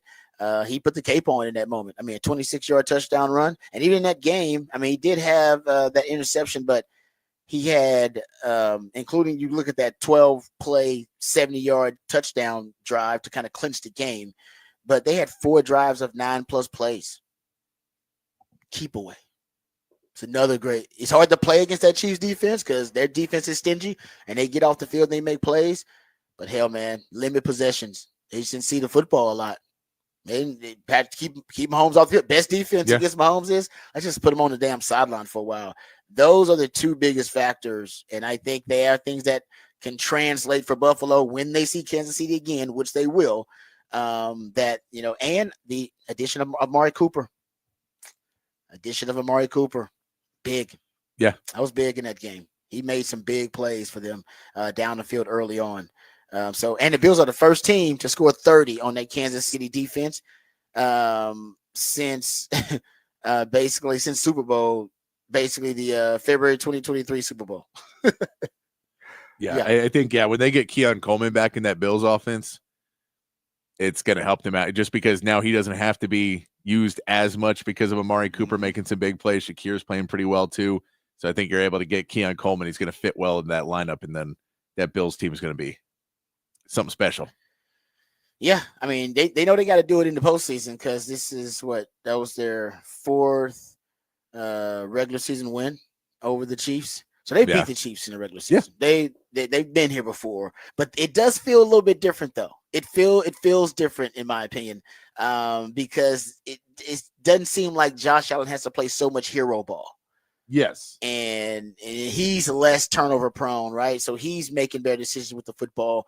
And I think they have figured out something with Kansas City. Because they held I believe Travis Kelce had only 2 receptions in the game. Yeah, 2 receptions for 8 yards. Hopkins, they held in check, 3 grabs for 29 yards. Xavier Worthy led him in receiving. Remember, Xavier Worthy had 4 receptions for 61 yards on that one touchdown drive, right? That he had, and a touchdown. He had the touchdown as well. On that 3rd possession of the game, he didn't have a catch for the rest of the game. So they were force feeding him the football on that drive, and that drive was all about X-Man. And then for some reason they didn't give him the football. Or you got to give Buffalo credit. They decided, okay, you know what? He's gonna be your guy. We're not going forward. We're putting him on the list too. He's on the list along with Travis Kelce on our list, and Hopkins is on our list of guys you ain't gonna beat us with. So find somebody else out there because you ain't gonna them 3 guys. We got them. They all on the list. We paying special attention to them dudes. And they took him away. So that was a really impressive win. The Chiefs had not allowed 28+ points in a regular season game since week 4 of 2022. Like, that Chiefs defense is good. The 38 game streak was the longest by any team since 05-07. And that was like, it ain't easy to score on Spags D. Like I said, the Bills are the first team to put up 30 plus points on Kansas City since that Super Bowl, February of 2023. And that was, and give it up for the Bills, though. They've scored 30 plus points in their 5th consecutive game. That's the longest active streak of a team scoring 30 plus points. So they're rolling offensively. They found their groove. So these teams are definitely on a collision course. They will see each other again in the playoffs. And it seems like Buffalo's winning the regular season matchup and Kansas City's winning the postseason matchup. Once again, winning, when it counts, that clutch gene that we talk about with Kansas City. All right, so but the Chiefs were outgained and they lost a turnover margin too. So I would say it was really impressive though, the way that Buffalo beat Kansas City. You don't usually beat Kansas City by multiple scores. If it is, it's usually a close game. Came down to the wire. Nope. I mean, they beat them by multiple scores. That just don't happen to Kansas City usually. All right, let's talk about the Ravens and the Steelers. Typical Ravens, typical Steelers game. Remember I told you, if the Steelers want to keep this game under 27 points, that's basically kind of the ceiling for the Steelers offense, and they're fine with that, by the way. All right, and if they started scoring, mid-20s, then that's bad news for the Steelers because that means the Ravens, they're moving the football, and the Ravens were the best offense arguably in the NFL going into this matchup. But for some reason, they cannot beat the Steelers. I believe they've lost, 7 of the last 8 versus the Steelers, and Lamar Jackson can't beat them. He's 1-4 now as a starter versus the Steelers. They have the blueprint. They have the recipe to beat Lamar Jackson. And not everybody can replicate it. It's something about the Steelers. They just know overall how to beat John Harbaugh's Ravens teams, even with Lamar Jackson or without Lamar Jackson. It don't do much matter. And they did it again. And they did it in an ugly manner this time. But it was basically with great defense. I would say the Ravens were sloppy. They did have those 12 penalties against the Ravens. That's sloppy. And they actually outgained the Steelers. Not surprising because of that offense. But time of possession was big because the Steelers just wanted to play a little bit of keep away, which they did. They had more than 12 minutes time of possession. They won the battle of time of possession by more than 12 minutes and third down. Steelers were great defensively on third down. The Ravens were 4 of 11 on third downs in that game. So once again, I don't know what to think of the Steelers at this point. They're going to be underdogs, and I believe they have 7 games left, and 6 of the next 7 games they're going to be underdogs, potentially. Like, that's crazy, and yet they still find a way to win, and now we got to take the Steelers seriously. They beat the Commanders. They just beat the Ravens, even though they own the Ravens. I mean, what when the Steelers going to be in people's opinion, a true contender? Because right now, I still don't think they are, even though they've had 2 really impressive wins in a row. People still don't consider them a contender. No. It's so strange. No, I mean, I think, when they're doing their Super Bowl parade, people might start thinking of a contender, but until then, nobody wants to think of the Steelers. No, honestly, if they made it to the Super Bowl, would it not be everyone just go, well, we know the Steelers are going to lose. Like, I don't even care who they're playing, but you just assume they're in the Super Bowl. The story would be, well, this is going to be a bad Super Bowl because. No, I'm with you. Like I've been listening to people talk about the Steelers for the last 3 weeks, and nobody wants to take them seriously. I'm not ready to either. It's not like I'm standing out there, on the limb myself and ready to declare the Steelers as a true, contender. But when are we going to do it? Because right now they're just behind Kansas City and Buffalo. Yeah. And then it's the Steelers. Like that's where they are right now. And maybe the Steelers and the Chargers are in the same boat. Because as you pointed out, you were like the Chargers are legit. They only got 3 losses. They're a 7-3 team. They're 4th right now overall in the AFC. Head coach when that's got looking at the Chargers, both head coaches really solid track records. Yeah, exactly. I don't know why they're like the Rodney Dangerfields of the AFC right now. I don't know why we don't want to give the Steelers and the Chargers props. Well, I mean, but it's because they're doing it. It's the least sexy way to do it. It ain't that sexy. You're right. I agree. It ain't sexy. It's true. So everyone's just like, it's not fun to watch their team and just be like, man, watch Russell Wilson do just enough. That's what I'm saying. Like, but you're right. That's a great point. It's because we are so biased in this society as sports fans for offense. Anything, 100%. anybody. We talk about it with Texas right now, right? Our perception of Texas is like, man, Texas, they got to get it together. And it's like, yeah, but the defense is amazing. But everybody describes Texas as a team that may be inconsistent. But they're talking about the offense and not the defense. Same thing with like the Chargers in Pittsburgh, that they're winning with defense. Yeah. And the offense is just trying its best to support the defense and win that way. And you're right, that's not a sexy way to win. But the truth is, are they better than the Texans? Who, the Steelers? The Steelers. I mean, right now, yeah. Exactly. I agree with you. I don't know if the Chargers? Yeah, honestly, right now, yeah. Like I said, I couldn't. Yeah, I think they are. I mean, both of those teams are. I think the Texans can be better than that, but they're not right now. Are the Texans better than Denver? Yes. Okay. Denver's defense is legit. Denver's defense is legit. They're playing and really Bo well. Nix is playing really well. Yeah, they're playing well. I get that. But I'm not giving them that yet. The Texans have not been playing well, but I'll still say they're better than that. Because Nico's coming back. Nico was out. Nico's coming back. Without Nico, they're not. But you put in a top 5 wide receiver. I think maybe that'll help you out a little bit. No, I agree with you. It ain't gonna solve all your problems. It won't, but I think it makes you better than the Broncos. Cover up some of your problems. It'll cover up. Yeah, you could be right about that, but I don't know if you're that much better. No, I'm not. I'm saying without Nico, you aren't. So one player puts you on that side one way or the other. Margins there, yeah. I don't know, but I think that's what I'm saying. I think we have to start readjusting our expectations about the AFC now. We have enough of a sample size now to know who's good and who's not. And guys, the Steelers are good. Yeah. No, 100%. I mean, they found a way. Chargers, they found a way to get like 3 or 4 more wins a season, where they're always right there. And now they probably got 3 or 4 more wins a season, and they just win games. And what you see at the end of the day, that's what it's about, is just winning football games. And now if they can get over that hump of you're winning against good teams, and losing against bad teams a lot of times, and they're just winning. Yeah, because Mike Tomlin, because of his great coaching ability, he guarantees you're going to have a winning record. Like, right, he's never had a losing record.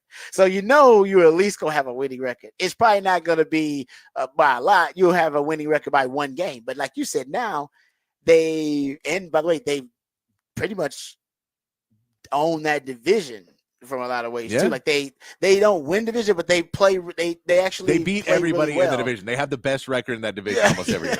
It's so strange.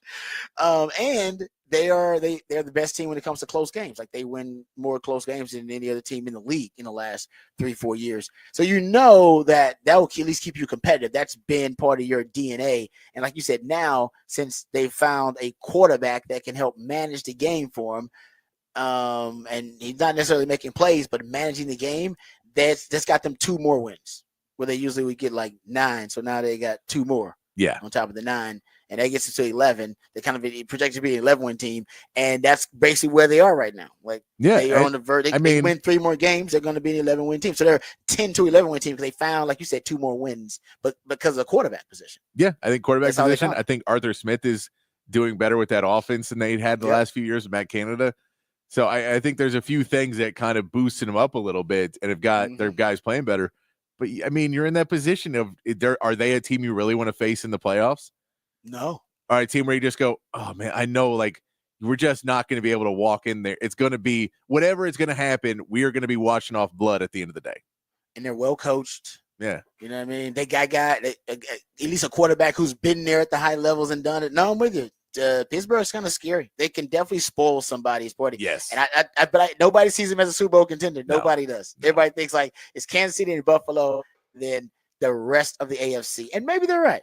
Maybe it's just a Kansas City and Buffalo conference pretty much. And everybody else is playing for third if the place. Ravens somehow figured out how to play defense in the secondary. Pass defense is so bad. They figured that out. Yeah. I just don't know. And in the Ravens, yeah, I just think that pass defense is really bad for them. Yeah, because they're that team that you look at that offense and think they seem better than they were, but that defense. for whatever reason, that Harbaugh defense has just fallen off the last couple of years, and they get worse as the season goes on.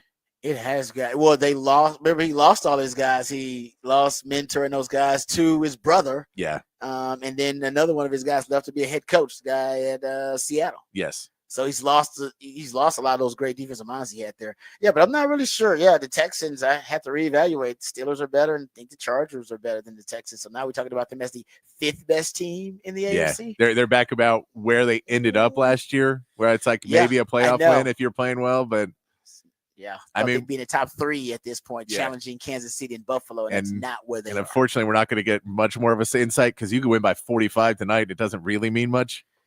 Yeah, the Texans. I think the game will come down to this. If it's a blowout, and I think if it's a blowout, but I think the Texans should win. Yeah. In a decisive manner.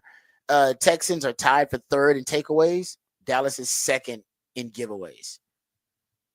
Texans have 18 takeaways. Dallas has 18 giveaways. Yeah, I would say a 10-point win would be probably as high as I would go for what the Texans will do. I just don't, because they also haven't, even when they were playing well, weren't blowing teams out. So they got Nico back, so we shall see if the offense is looking a little different. But yeah, we'll talk about what the challenges that the Texans could face this game. It's about pass rush. Can you block Micah Parsons? If you can block Micah, I don't think the Cowboys don't pose much of a threat to you.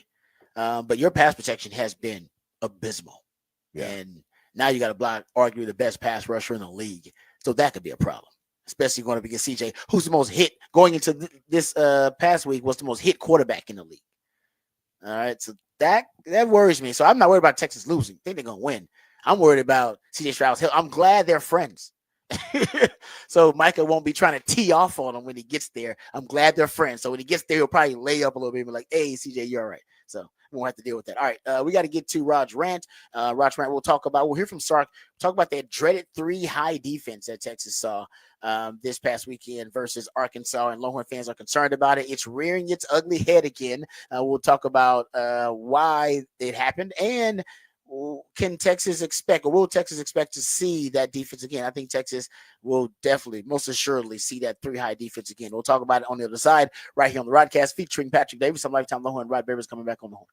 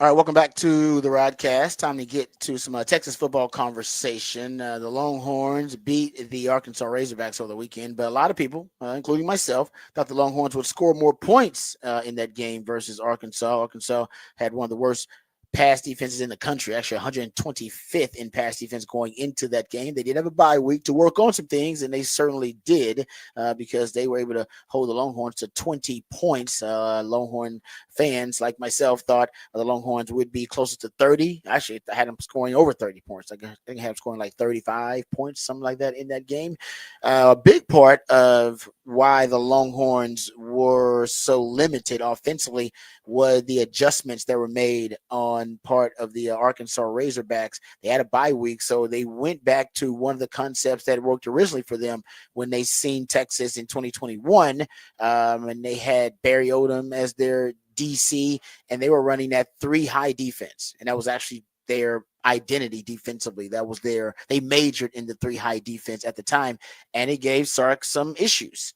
And we talked about it after that for, I don't know, a couple of years after that 2021 game, because I started sounding the alarm bells that it's a kryptonite, if you will, for a Sark offense. It counters the Sark offensive philosophy really well. We'll talk about why that is, but there's no doubt that Sark's offense, all of the offensive categories were mostly all of them, probably 90% of them were adversely affected by facing a 3 high defense. And it was clear that it becomes so popular in the Big 12, originating with Oklahoma State, actually. I believe in around 2016 and 2017, Oklahoma State throws it out there first. And then Iowa State, they perfect it, and then they popularize it.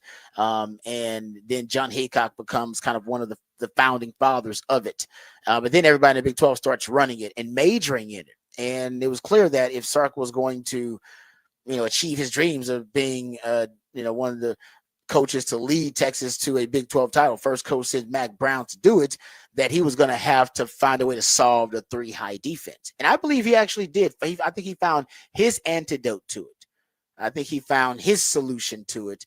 But I was surprised that it hadn't been utilized versus Texas so far this season. Now, last year, I think he found his solution. Texas won the Big 12, even though I think 7 of the teams they faced in the regular season either minored or majored in the 3 high defense. So Texas had to figure it out. Sark had to figure it out, and they did a good job of figuring it out. As a matter of fact, Oklahoma State ran some elements of it, and they whipped Oklahoma State in that Big 12 title game at the end of the season.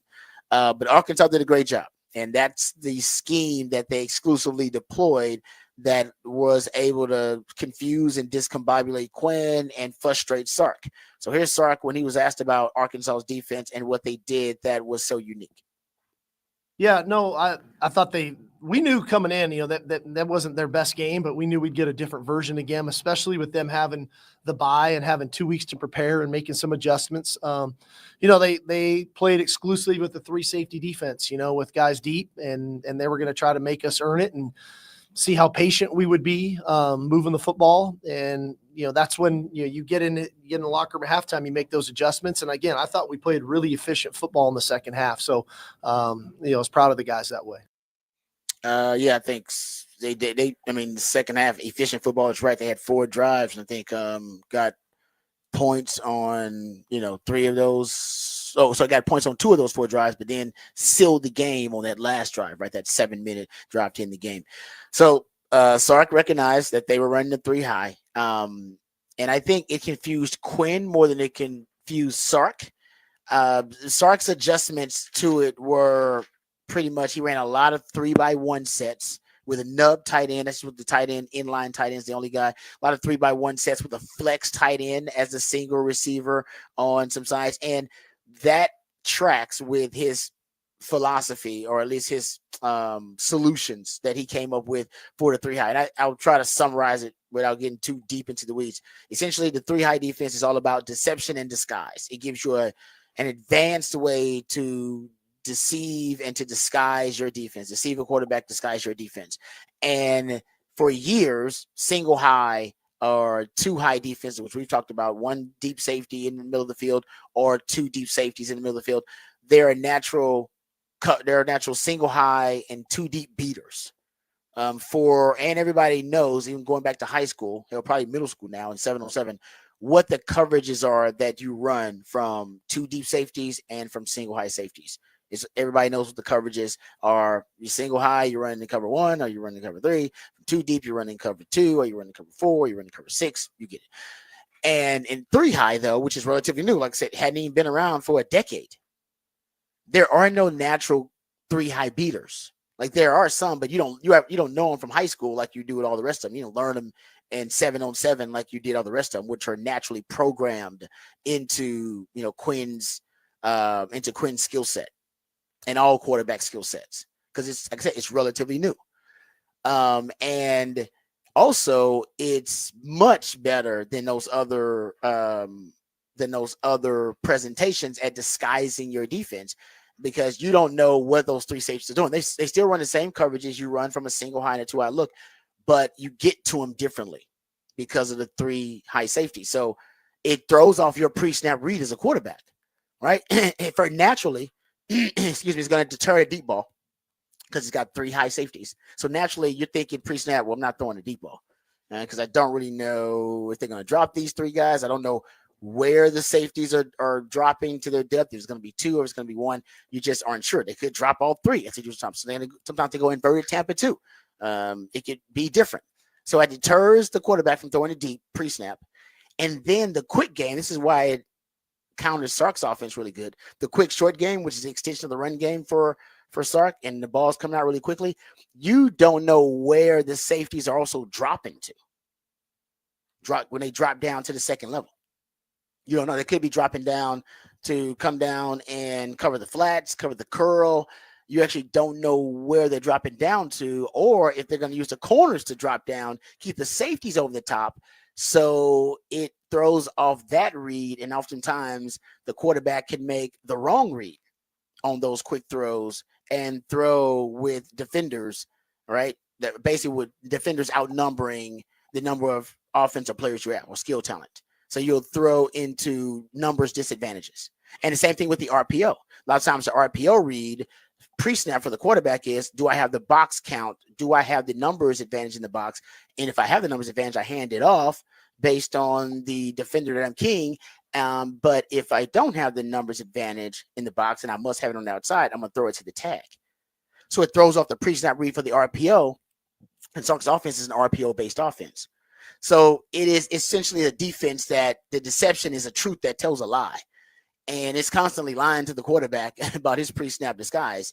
And I think for Sark, his offense, it is especially frustrating because it eliminates your deep vertical element of the offense. Like that's initially gone from it. And then you have to build different solutions from there. And especially when your quarterback is struggling, that's tough to do.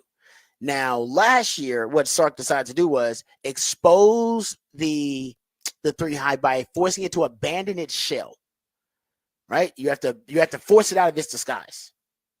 You gotta force the monster to show itself. All right. That's the only way to kill the monster in horror movies, right? The monster has to show itself first, then we can kill the monster. I can't kill the monster if the monster is disguising itself as something else. It's like the movie Predator. Think about the movie Predator, right? What does Arnold Schwarzenegger have to get the Predator to do to kill it? Because it has disguise. It can camouflage and anything. What do you have to get it to do? It has to reveal itself. And once it reveals itself, and I can get it to reveal itself, then I can kill it. And the same thing with the 3 high. You have to force it to reveal itself and abandon disguise, like the Predator. If you do that, then you can kill it. And that's what Sark's philosophy was. So he would force it to abandon its disguise by using very exotic and extreme formations and personnel groupings. So extreme formations would be empty formation is extreme. 3-by-1 sets, right? 3-by-1 sets are extreme. He would even use quads at times, right? And even cover up one of his eligible receivers by putting all of his receivers and skills on one side of the field with a running back in the backfield. He did that a lot last year versus like TCU and versus Iowa State. And so he would get extreme with formations and get extreme with personnel groupings. The 6-0 line package, which I don't know why we haven't seen it, but we haven't seen it yet. The 6-0 line package. because that's an extreme formation. So why would that force the three high out of its disguise? Well, I better get to my run fit. If you got an extra offensive lineman out there, that's an extra 300 pounds on the line. If you just want to play bully ball, you probably could do it, especially if I give you leverage and space. So I usually need to creep out of my disguise to get closer to my run fit when you present power personnel groupings like that. Now Sark is doing with 12 personnel, but that's not extreme enough. 6 O-line is extreme enough, right? The pony package is pretty extreme because they don't see it a lot. So that's considered extreme. So you got to get extreme in your formations and in your personnel groupings. Hell, I would throw out even 13 personnel and personnel groupings like that. I would, because I think you get extreme in your personnel groupings, and that forces them to have to respect it, whether respecting, like I said, the power personnel grouping or respecting the extremism of the formation that you present. And he would do this, and then boom, the three high monster would reveal itself and go, okay, you're three high, but yeah, you're just playing cover two. Yeah, you're three high, but you're just playing cover four, just quarters. All right. But in that game, he didn't really do it. He didn't do it as much. I think he went with 12 personnel. That was his version of extreme. That was a little bit sprinkling of a pony package. That was his version of extreme in personnel. And I think his version of extreme in formations. I did see a few empty formations. But I think he loved the 3x1 set, 3x1 with the nub, 3x1 with the flex on the single receiver side. But I don't know if you were extreme enough in those formations and your personnel groupings. And I think that's why the offense was limited. I got examples of it. We'll share those later from last year. I had to pull out my notes and look the research, but the research backs it up. Last year, Sark figured out his formula, his solution for the three high, and some of those concepts he did not use them, did not deploy them versus Arkansas. And I'm not sure why. Maybe because he didn't think his quarterback could get it done. I'm not sure. All right, we come back. What the facts, what the stats right here on the Rodcast, featuring Patrick Davis on Lifetime Longhorn. Rod Babers coming back on the horn.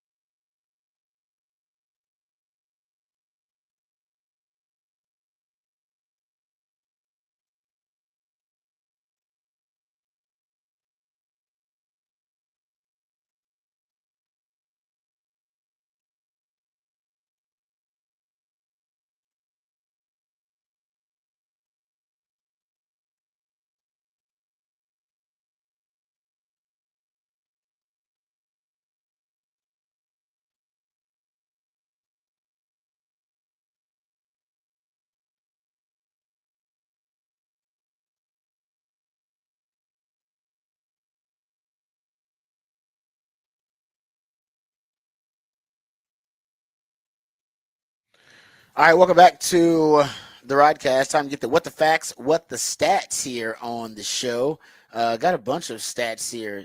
Some of these are pretty wild. Okay, how about this one? Start with the NFL here. Detroit.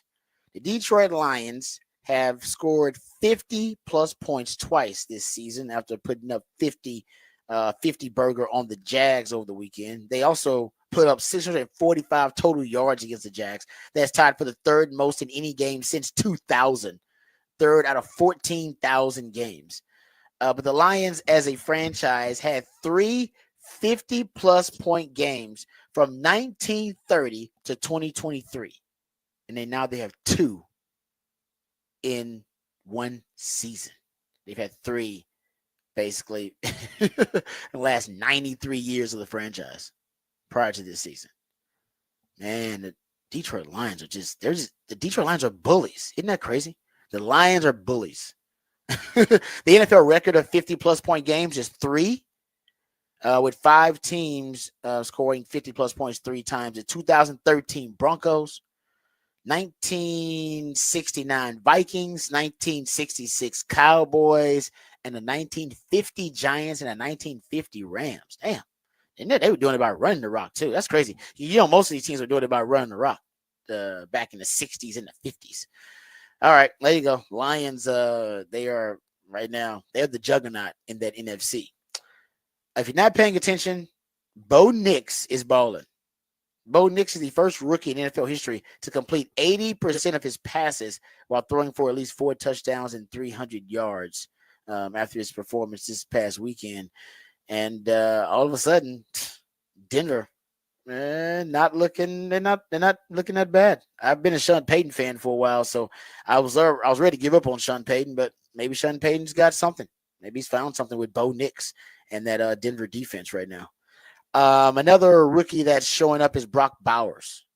Brock Bowers, gentlemen and ladies as well, leads the NFL in receptions. Most receptions by a tight end through 10 games for tight ends. Leads NFL receptions, tight ends. Leads all tight ends in receiving yards.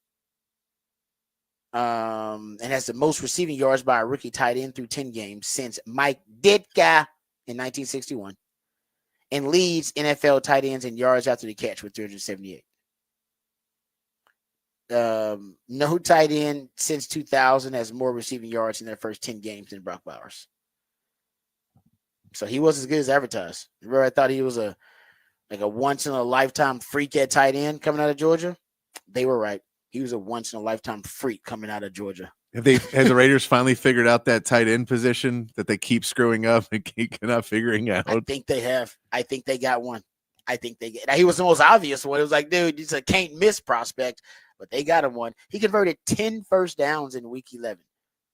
That's the second most first down conversions for a tight end, for any tight end in a game since 2000. Guys, Travis Kelce has never did that. Travis Kelce has played in 169 career games and never converted 10 first downs in a game. Rob Gronkowski, Tony Gonzalez, Antonio Gates, some of the greatest tight ends in the history of the NFL, never did that. He just did it. He's 22 years old. Yeah. No, because we know the Raiders, they had Darren Waller that was there, and they tried to get him to be their big tight end. He had one really good season, gets a huge contract, and then basically doesn't want to be there anymore. Him and Josh McDaniels fall out, so they get rid of him. They send him to the Giants, where he just completely falls off, doesn't want to play football anymore, leaves, makes a really weird music video. And then but then last year, the music video where he's laying on the beach and his head's like, and the surf's coming up. And wasn't he dating like he was married to Kelsey Plum? Yes. The basketball player. And then when they broke up, yeah, and their marriage ended, he made that music video. And then there's a part where he's laying in the sand and the water hits him and he doesn't close his eyes. And it's the weirdest thing you'll ever see. It's so weird. And then Michael Meyer, they drafted last year in the second round. Yes, you're right. So they keep trying to figure. So it feels like they just went, this is the guy. But for whatever reason, Mark Davis wants a tight end. You're damn right. He's got one now. He might have the best one in the league, actually, as a rookie. That dude's special. Brock Bowers is the real deal. All right, I got a couple of other stats and factoids, but we can share those with you throughout the show. Of course, I will, and I threw this out there earlier though about the Cincinnati Bengals. We were talking about them. They still have the league leader in passing yards, receiving yards, and in sacks. And they're 4-7. They still do. They still It's Trey Hendrickson, Jamar Chase, and Joe Burrow. Joe Burrow has over 3,000 passing yards, 27 touchdowns, and 4 interceptions, and they are 4-7. Like, I don't understand that. And there's 7 losses. Joe Burrow, 67% completion percentage, 308 passing yards per game, 18 touchdowns, 2 interceptions, and a passer rating of 107 in their losses. So it ain't on him. Joe is balling. But they can't win for some reason. All right. I'll share the rest of these with you as we go throughout the show. Let's get to the break. We come back. We'll talk Texas football. Big win over the Arkansas Razorbacks. Not the win we expected, or at least not how we expected the Longhorns to win. They still found a way to come up clutch when they needed to. We'll discuss it. We'll hear from Steve Sarkisian. We'll go behind the burnt orange curtain. We'll talk about the standout performances for the Longhorns in that matchup versus the Arkansas Razorbacks. All that more right here on the Rodcast featuring Patrick Davis. I'm Lifetime Longhorn. Rod Babers coming back on the horn.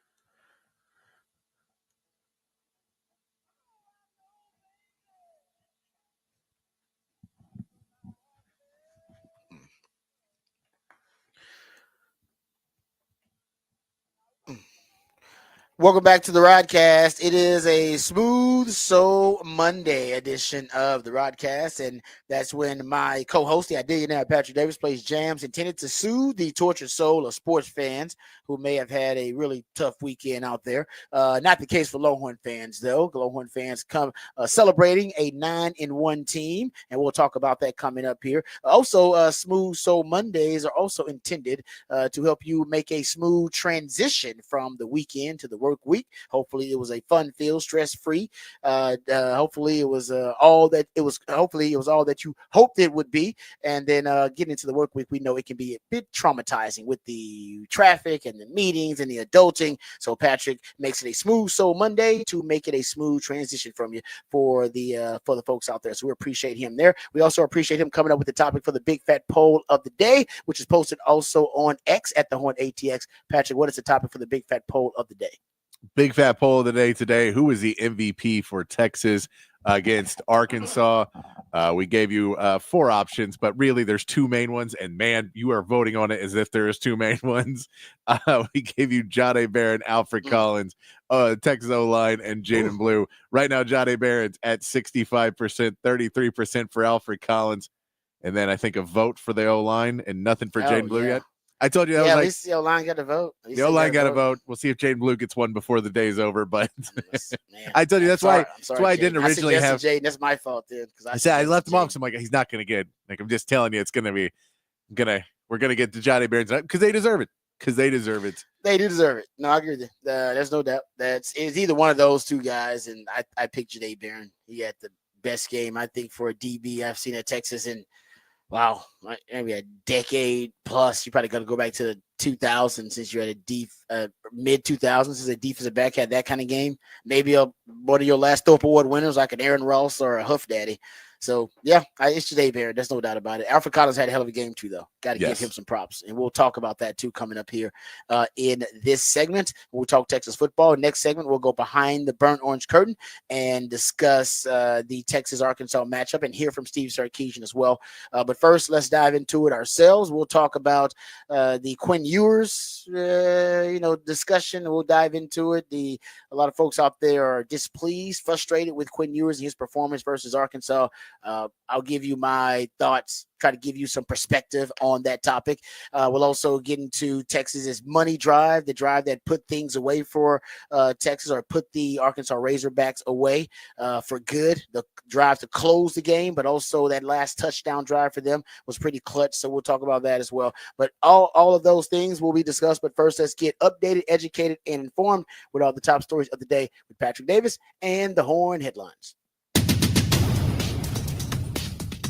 All right, your Horn headline is brought to you by Top Gun Rentals and Lawn Equipment. In the NBA, the Spurs fell to the Mavericks 110-93 on Saturday in a game Victor Wembanyama missed due to a minor knee injury suffered against the Lakers.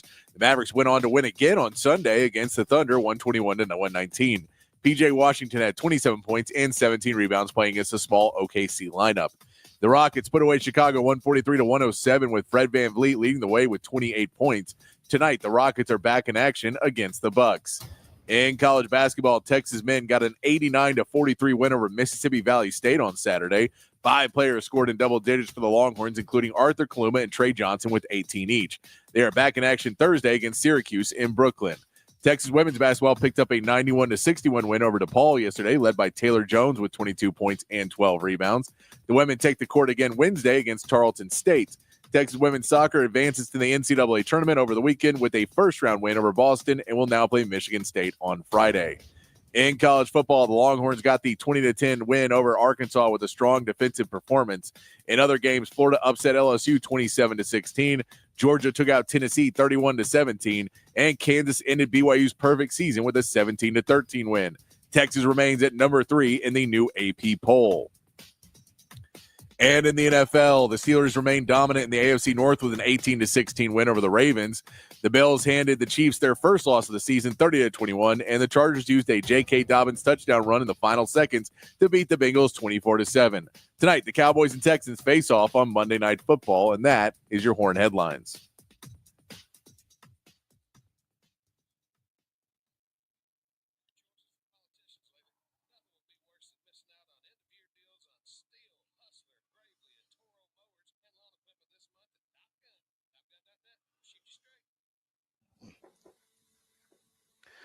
All right, welcome back. We appreciate the horn headlines there from my man Patrick Davis. All right, let's talk about the Longhorns and their win over Arkansas. There are some Longhorn fans out there that are upset with the offensive performance in that game versus Arkansas, and I totally get it. I thought Texas would score in the 30s, low 30s to mid 30s. I do believe I said if they don't score in the low to mid 30s, then maybe that should be time to be a little bit concerned about the offense and the inconsistency. And that's what we'll discuss. That we'll discuss the inconsistency of the offense because I think a lot of that obviously relates to Quinn and his inconsistency. But I think the message coming out of the game, because Sark was actually pretty upbeat and seemed like he was pretty jovial and joyful about the win, even though the offense did not necessarily perform at a really high level. I think for me, the lesson is that I think we all need to reevaluate our perception of this team and the identity of the team. Because ultimately, we sit here and we talk about the Texas, we do the postmortem and break down the Texas game every week.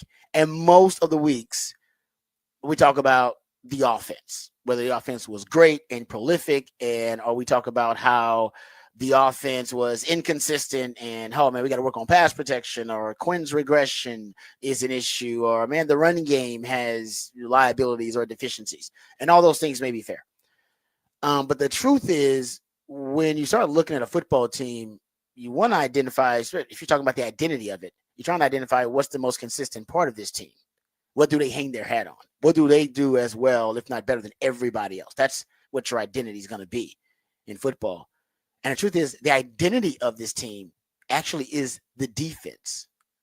Because once again, the defense, which has been a top 5 defense all year long, and arguably the best defense in the Power 4, if you want to throw it out there, the Texas defense showed up and showed out.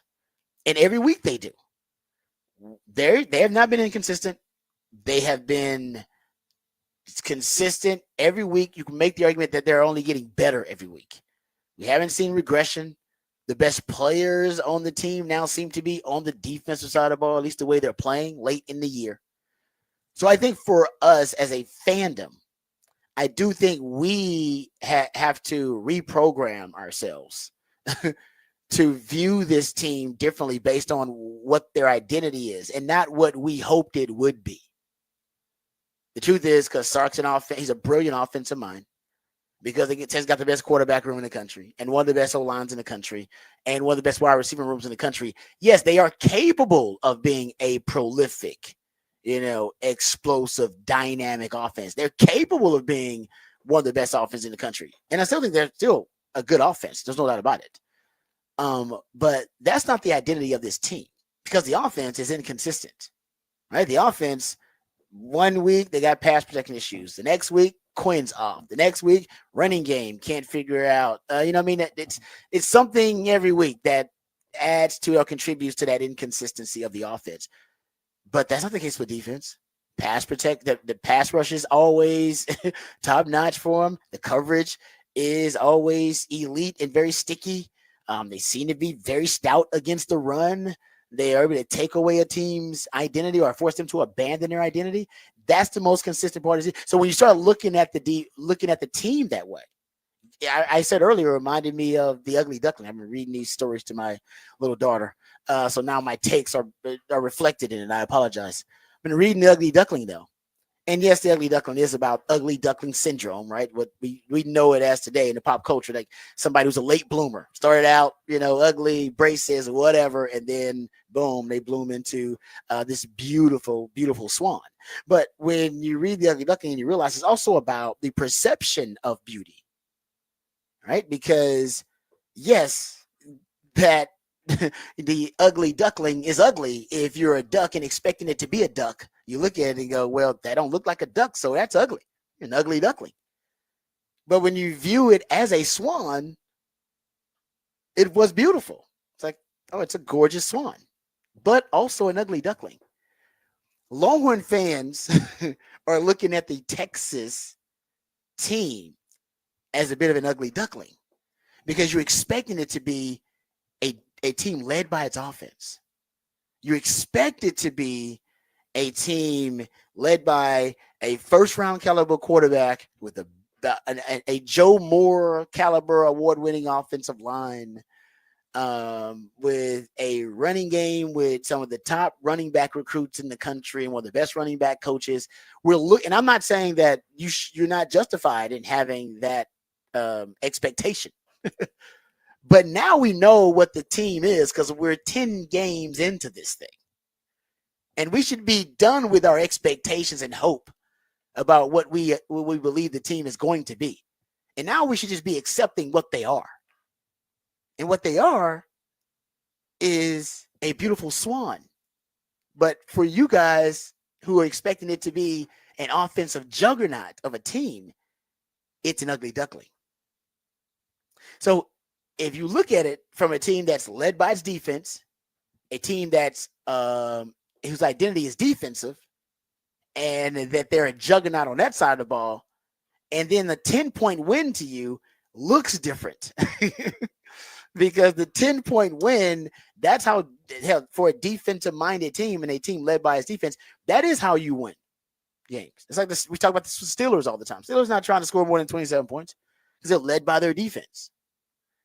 And I'm just telling you to adjust your expectations because we're 10 games in and some of you are still saying, well, I want to see this from the offense, and I want to see this from the offense, and I want to see this from Quinn, and I want to see this from the O-line. And I get it. I totally get it. And you are well within your right to have those expectations.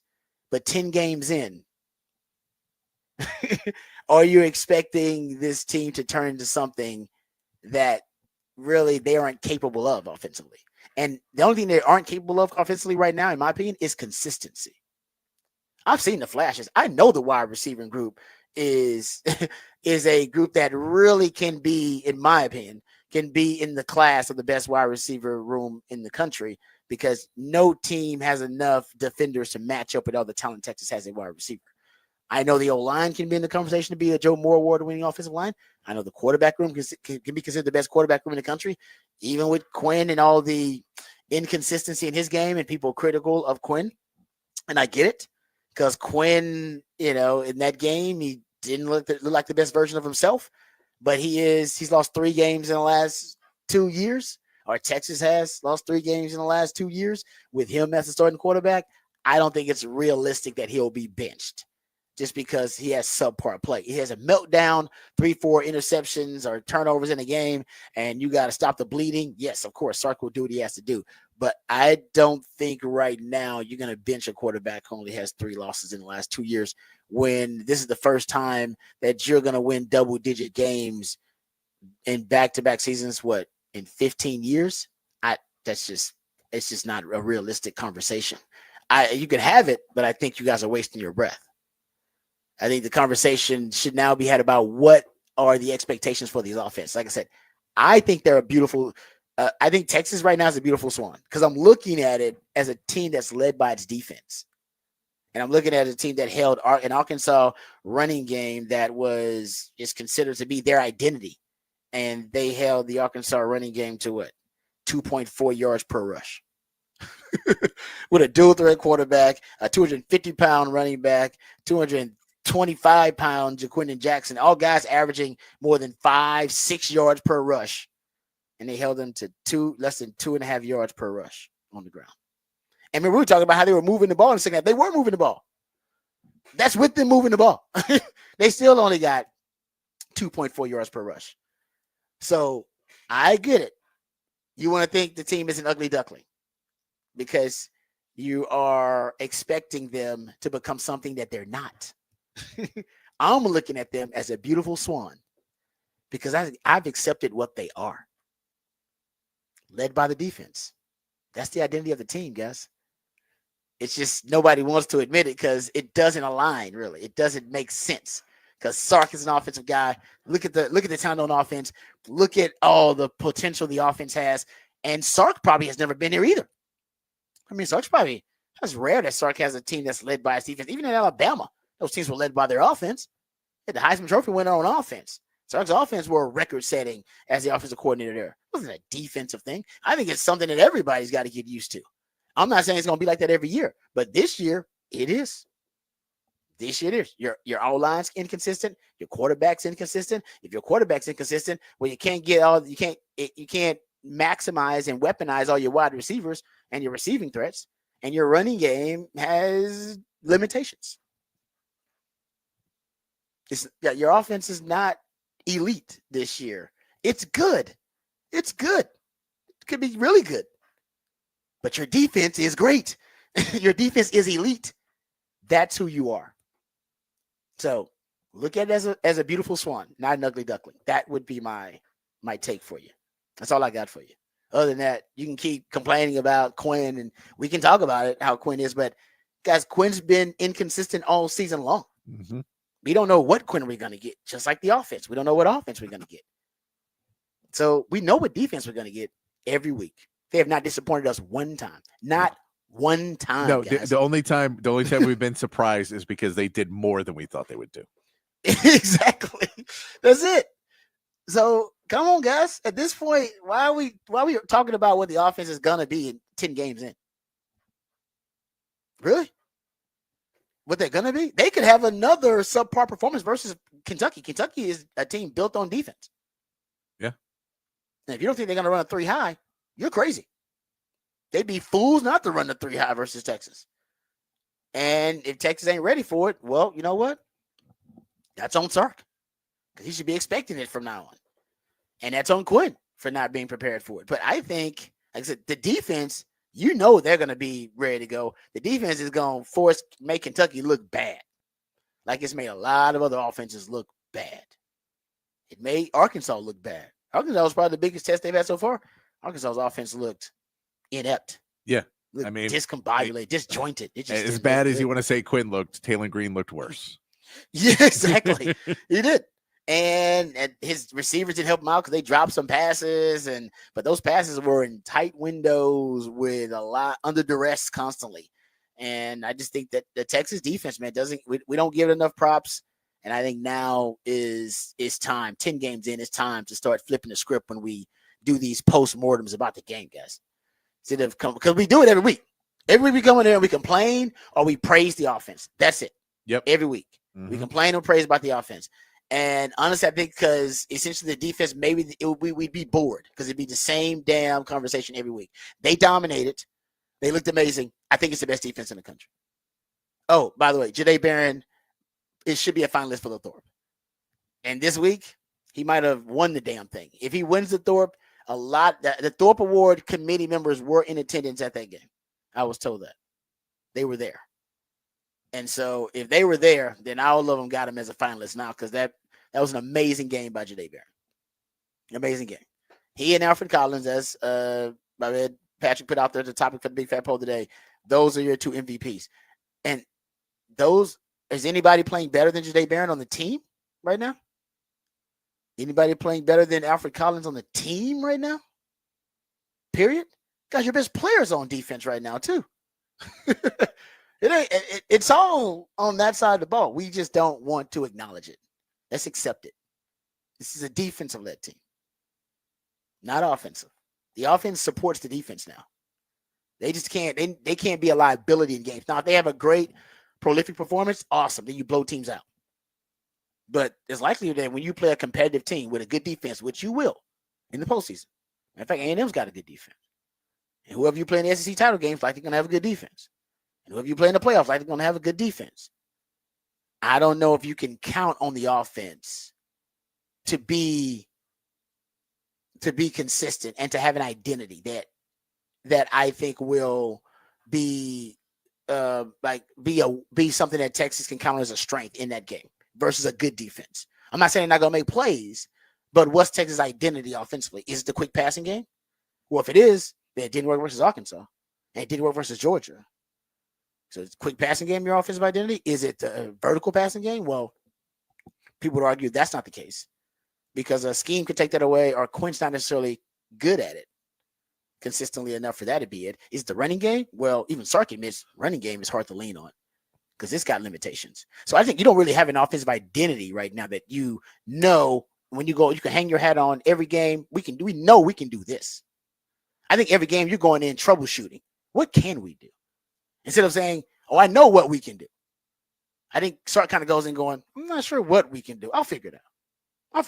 Yeah. We can run the rock. I'll figure that out. Oh, start passing game. I'll figure it out. And that's what he's doing. He's just tinkering.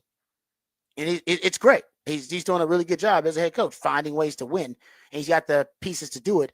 But is there an identity, something every game that we know we can expect to see offensively? No. No, there's not a thing that you say, all right, 3rd and 13, what are they going to do on this play? Are they going to chunk it? Does it go to Bond? Does it go to Golden? Are they going to try and chunk it downfield? Are they just going to run the ball? And then he calls a great play call, but it's the right play call for that moment and that team.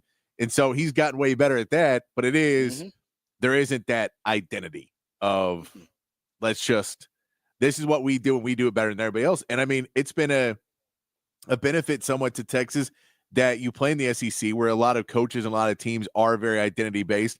It's probably why you haven't seen the 3 high as much as you would have, is because a lot of these defenses are identity based and they don't run a 3 high.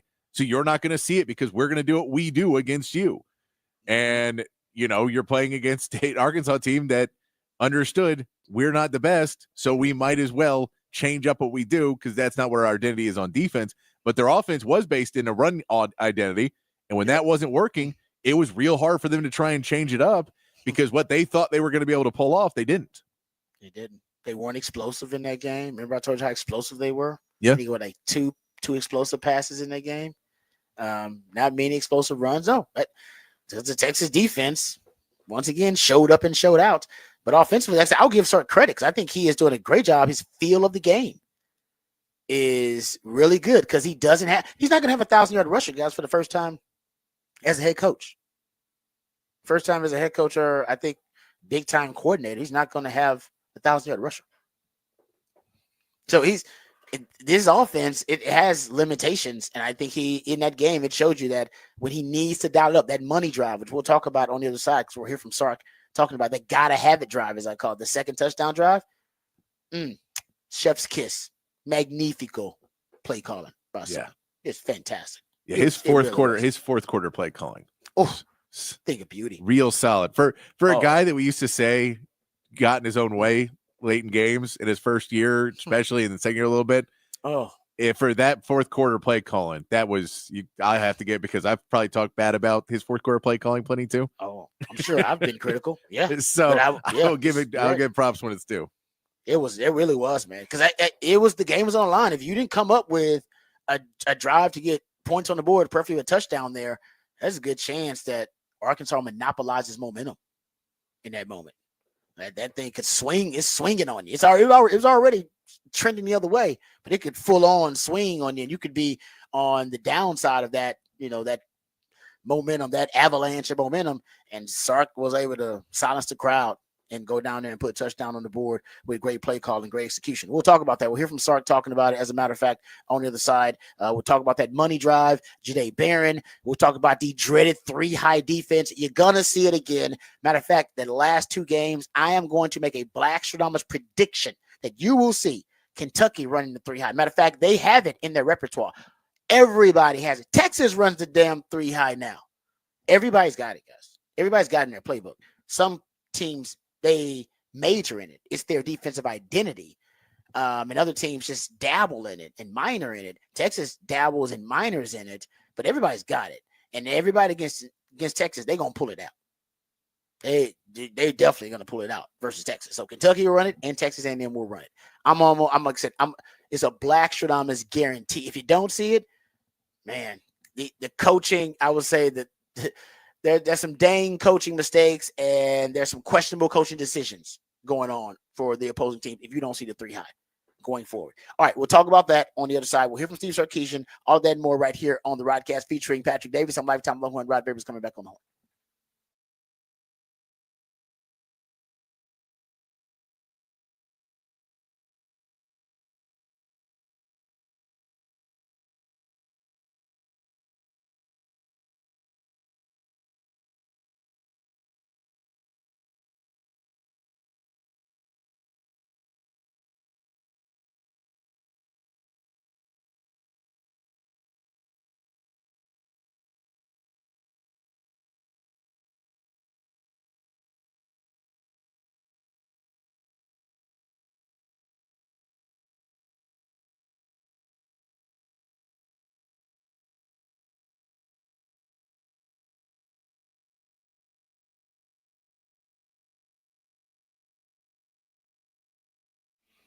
Hey, what's up, folks? Lifetime Longhorn Rod Babers here. Let me tell you about my friend and my dentist, Dr. Greg Eckert.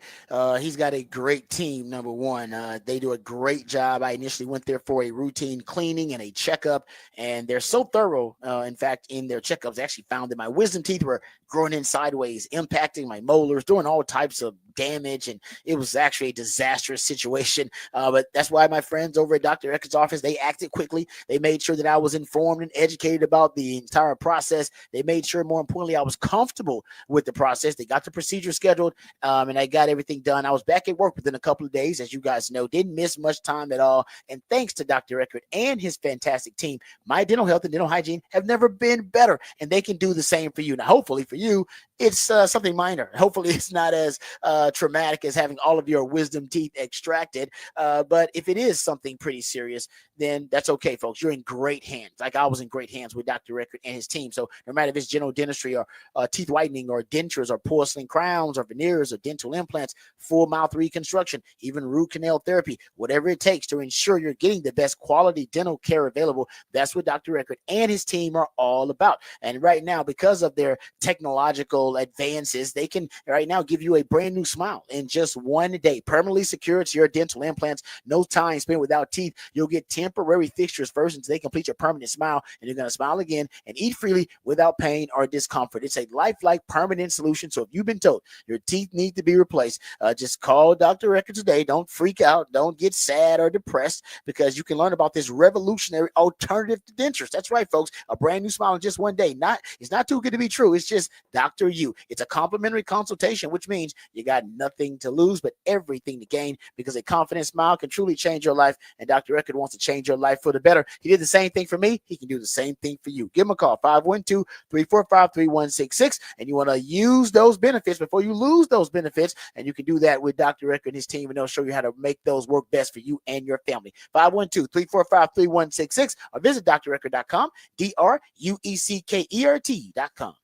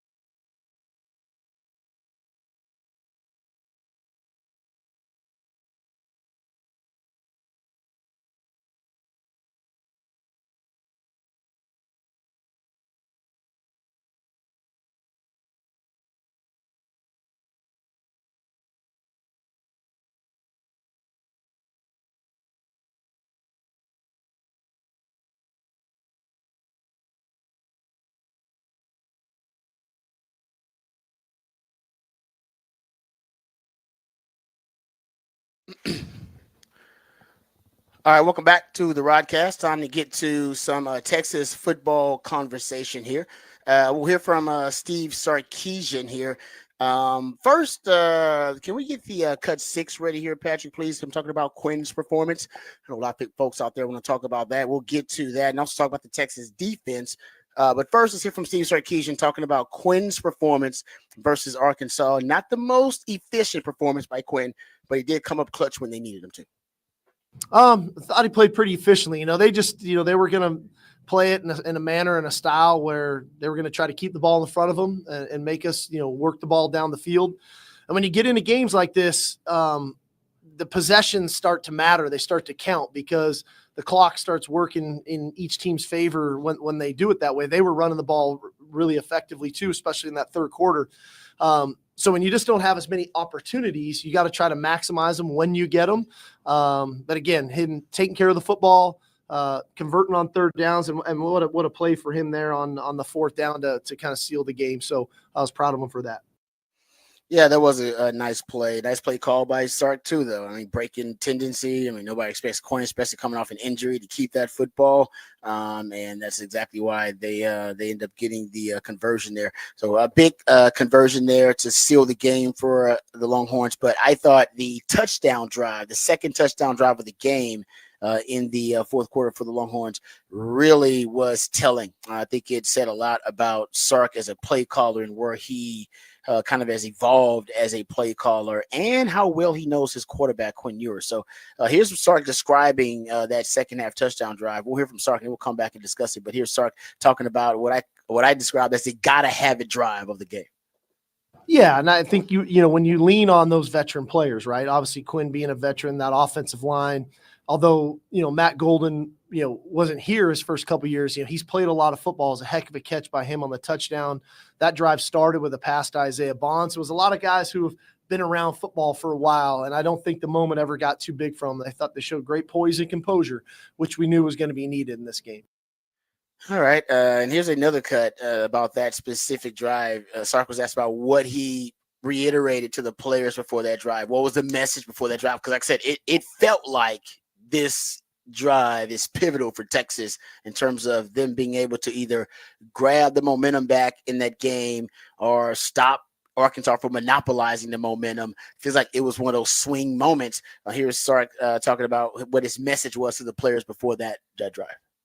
Yeah, no, I think that the key was let's just go execute, that we weren't going to go into a shell. We were going to call things that we felt like were going to be really effective calls in the game. And we were able to get Blue and Trey kind of on the perimeter. We were able to get the completion to IB. And he finds Juan Davis on a great check down there in the low red, which I thought was a big play as well to set up the touchdown to Matt. So the ball, what I love about that drive is the ball touched a lot of different people's hands on that drive. And that's when we're at our best is it's not about one guy or two guys having to play really well. It's everybody's going to get their opportunities. And I thought that showed up on that drive in particular.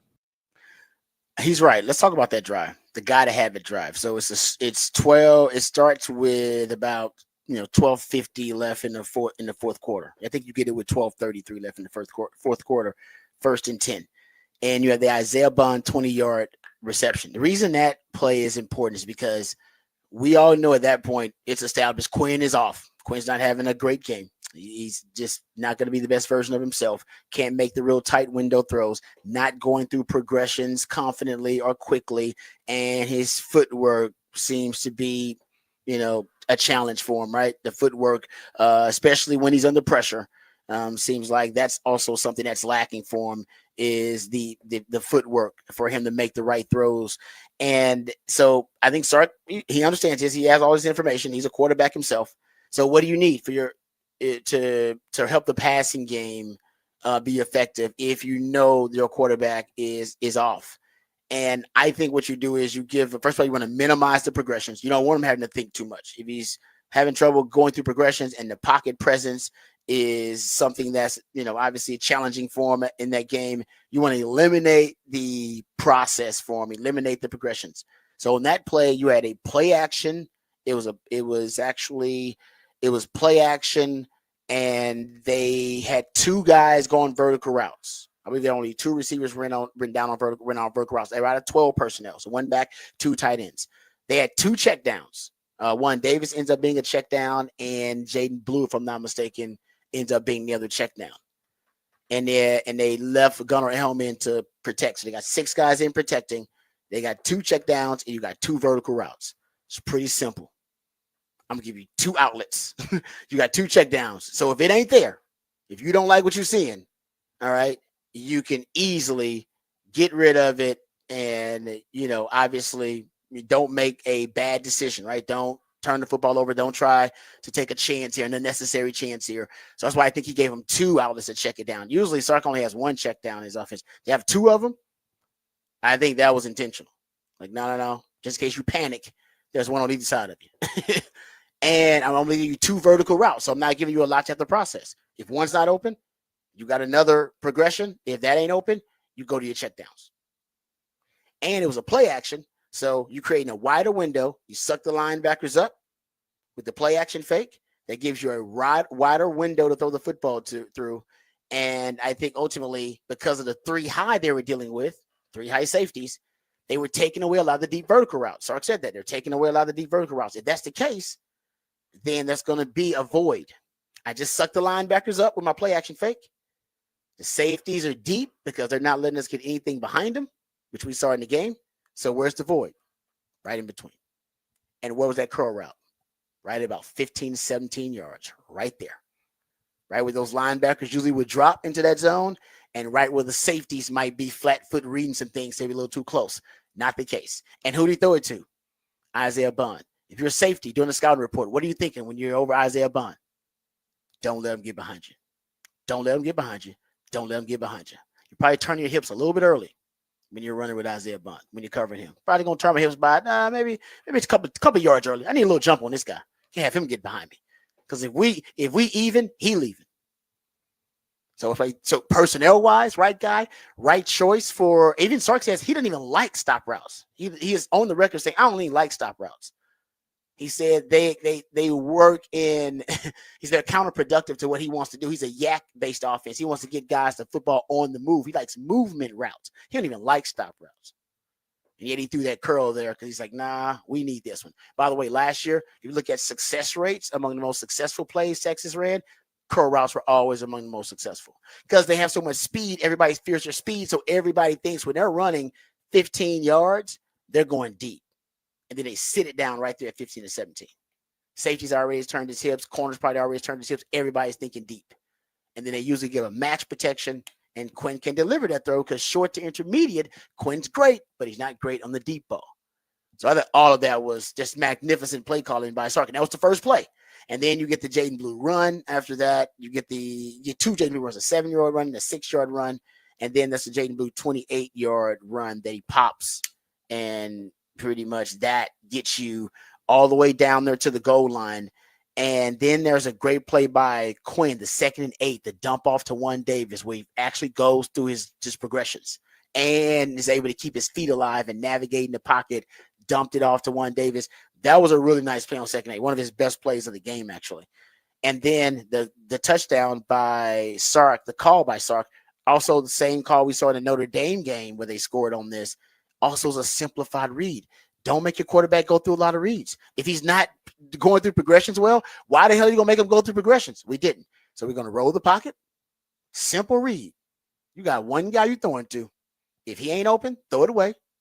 All right. If he's open, throw it to that one spot where only he can get it. And we're going to roll the pocket, so we'll deal with the pressure that way.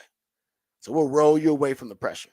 So you can see is it coming from your backside, or you can roll away from it and you can go try to run and get yards if you need to. He simplified everything on that drive for him. Those 2 throws from Quinn. Now, the only throw that wasn't really simplified was that 2nd and 8. And I'll give Quinn a lot of credit that Quinn went through progressions there. But I think those other 2 was Sark deciding, I'm going to strip it down for you. I'm going to strip it.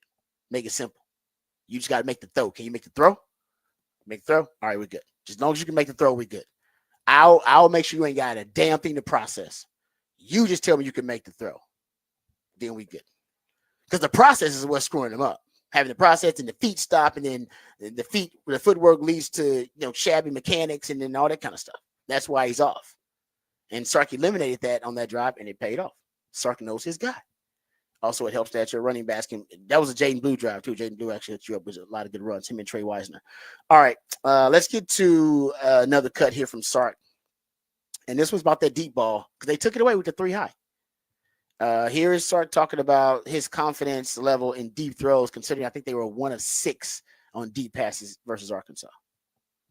Yeah, again, they were going to make it really difficult for us to hit some shots down the field. I got to look at the film and see exactly what and why. But every game's different. Every game takes on a life and a personality of its own. And then it's my job to adjust things to put ourselves and our team in the best position to try to win the game. And I felt like we had to, reestablish ourselves on the ground coming out of halftime. I told the team that at halftime, that was the plan. And so that we could stay ahead of the sticks, stay out of third longs, extend drives, and play efficient football. So, you have to adjust. I think that's part of, we talked about play calling here, I think earlier in the week, that you have a plan. And then in game, you have to be able to adjust those things to put your team in the best position to win the game, and not worry so much about the stats and the numbers. How are we going to win the game? Because the one stat that matters is the W coming out of here today. Yeah, he's right. He's right about that. He did it. He adjusted to Quinn's inefficiency. He adjusted to Arkansas throwing out the 3 high look against him. And I think throughout the game, like I said, I think he is constantly going into games now, even questioning, what can we do in this game? I'm not sure. And I think Sark is kind of troubleshooting with the offense throughout the game.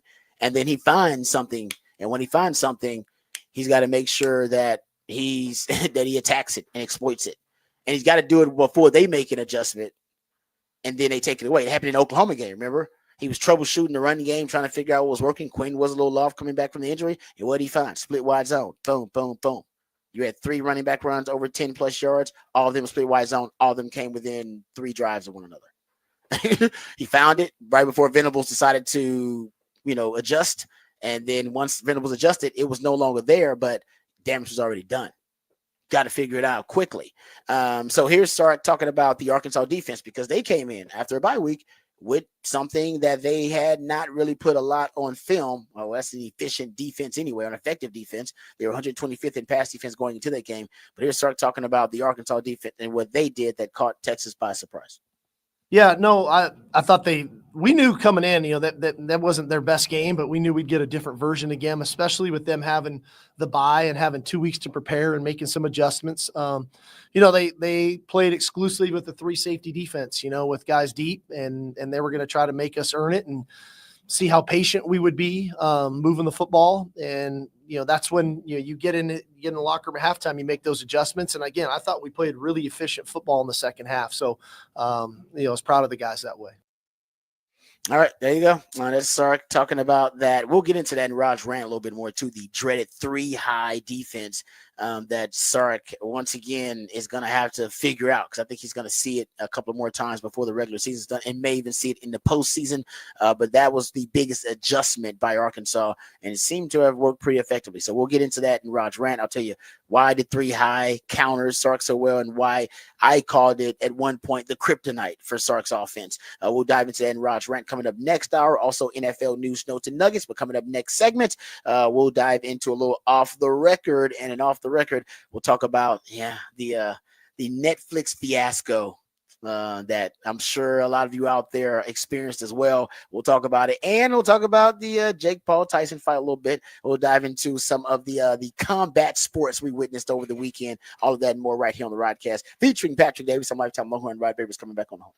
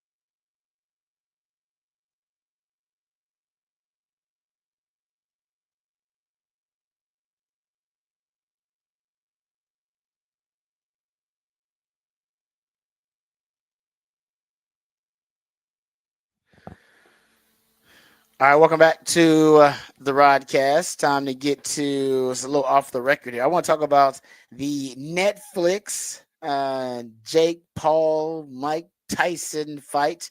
I'm sure that everybody got a chance to, or at least everybody who wanted to, got a chance to watch. The numbers actually say a lot of people were at least tuned in at one point to watch it.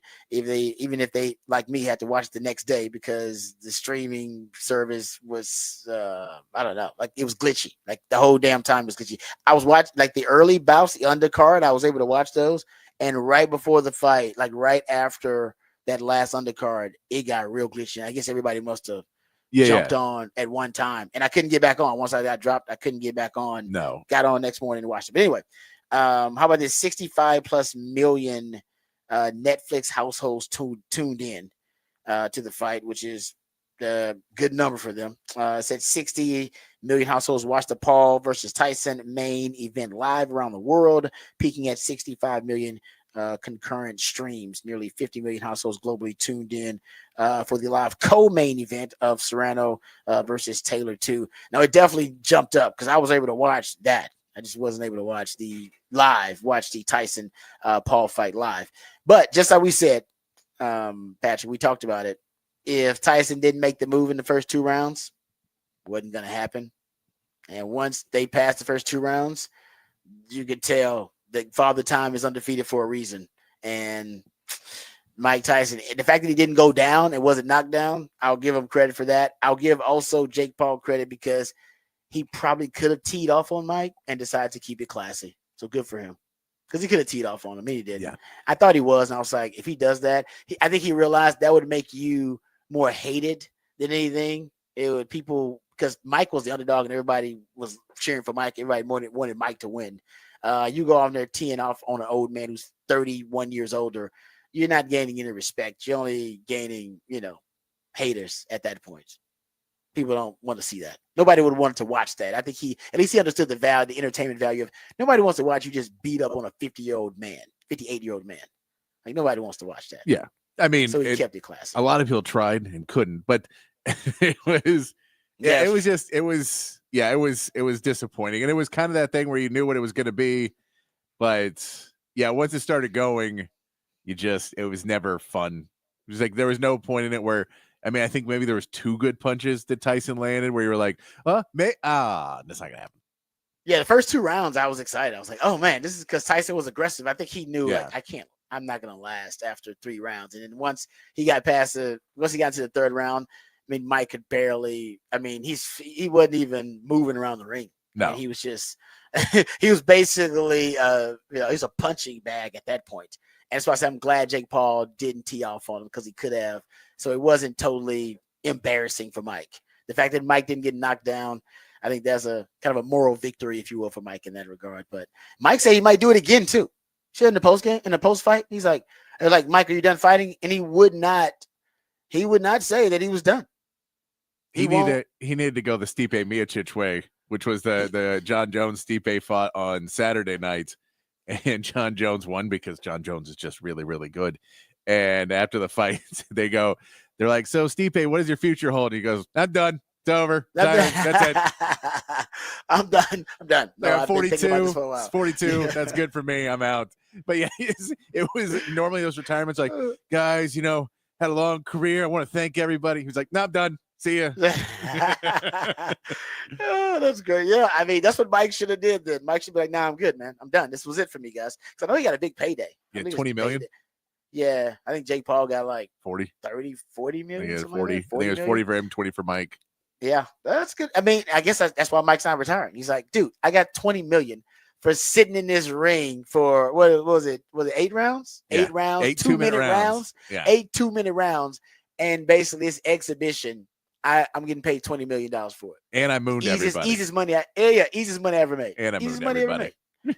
Yeah, and he's like, he doesn't have to win.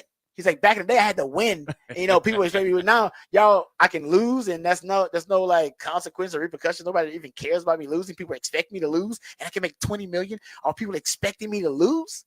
I'll take that. Yeah.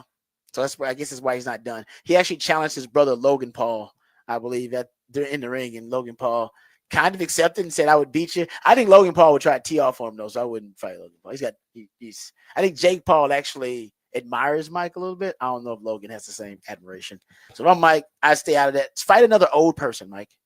You need to fight somebody else old, right? Because Father Time is undefeated. It ain't Jake Paul. It's Father Time that beat you in that ring. It could have been any 30-year-old amateur boxer. Probably could have did the same damn thing to Mike. I'm not saying Jake Paul ain't doing his thing, but that was Father Time, man. And I think we all that's why we root for it. We was rooting for Mike, but we all knew. Everybody who's old knew. Oh man, what? 30 years? That's only Tom Brady's been able to do it successfully, to give the middle finger to Father Time. Most people lose that battle. Most people. I would say Brady did a good job of it. Brady kind of went out his own way. Most people, you lose that battle. And Mike Tyson, he lost it too. He's no exception to that rule. All right, we come back. We'll get into some NFL news, notes, and nuggets. We'll talk about the big games over the weekend, big matchups between the Chiefs and the Bills, also Ravens and the Steelers, and start to preview tonight's matchup between the Texans and the Cowboys. All of that and more right here on the Rodcast featuring Patrick Davis. I'm Lifetime Longhorn. Rod Babers coming back on the horn.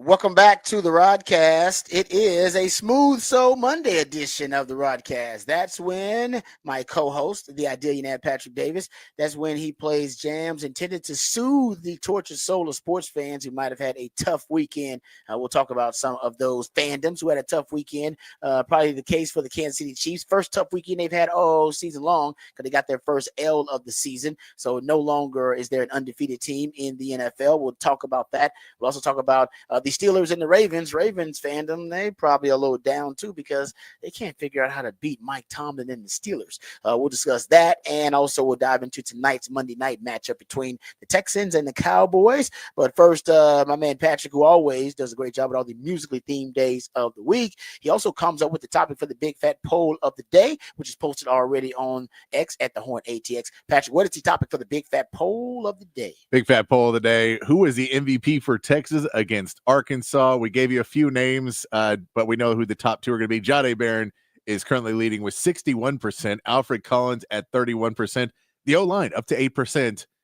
Still no one on. No Jaden Blue love yet. Damn. Sorry, Jaden. That's my fault, man. I put you out there like that. I suggested they put you up there. Trust me, it was all just trying to give you some props that you should have been at least considered with your 100 yards from scrimmage and some of those clutch plays. But Longhorn fans, they do not feel the same way. I was hoping there was one Jaden Blue fan out there that would show you some love. We still got time. I think someone will eventually vote for Jaden Blue. I should have did it just out of sympathy. If I'd have known this, I wouldn't have voted early on Jahdae Barron. I'd have voted for Jaden Blue if I knew he wouldn't get any votes at all. So that's my fault right there. So Patrick, thanks for the topic for the big fat poll today. Oh, as a matter of fact, since Jahdae Barron's going to win this thing, it's pretty obvious that he's going to win. Yeah. Okay, we have cut two ready to play about Jahdae Barron and start talking about Jahdae Barron because we can wait to the end of the show here, but it's pretty obvious the way you guys are voting. 61% of you voting saying that Jahdae Barron is the player of the game, the MVP for the Texas win over Arkansas. Okay, so here is Sark. He was asked about Jahdae, who had, it was actually one of the greatest games I've ever seen from any individual defender at Texas or defensive back at Texas.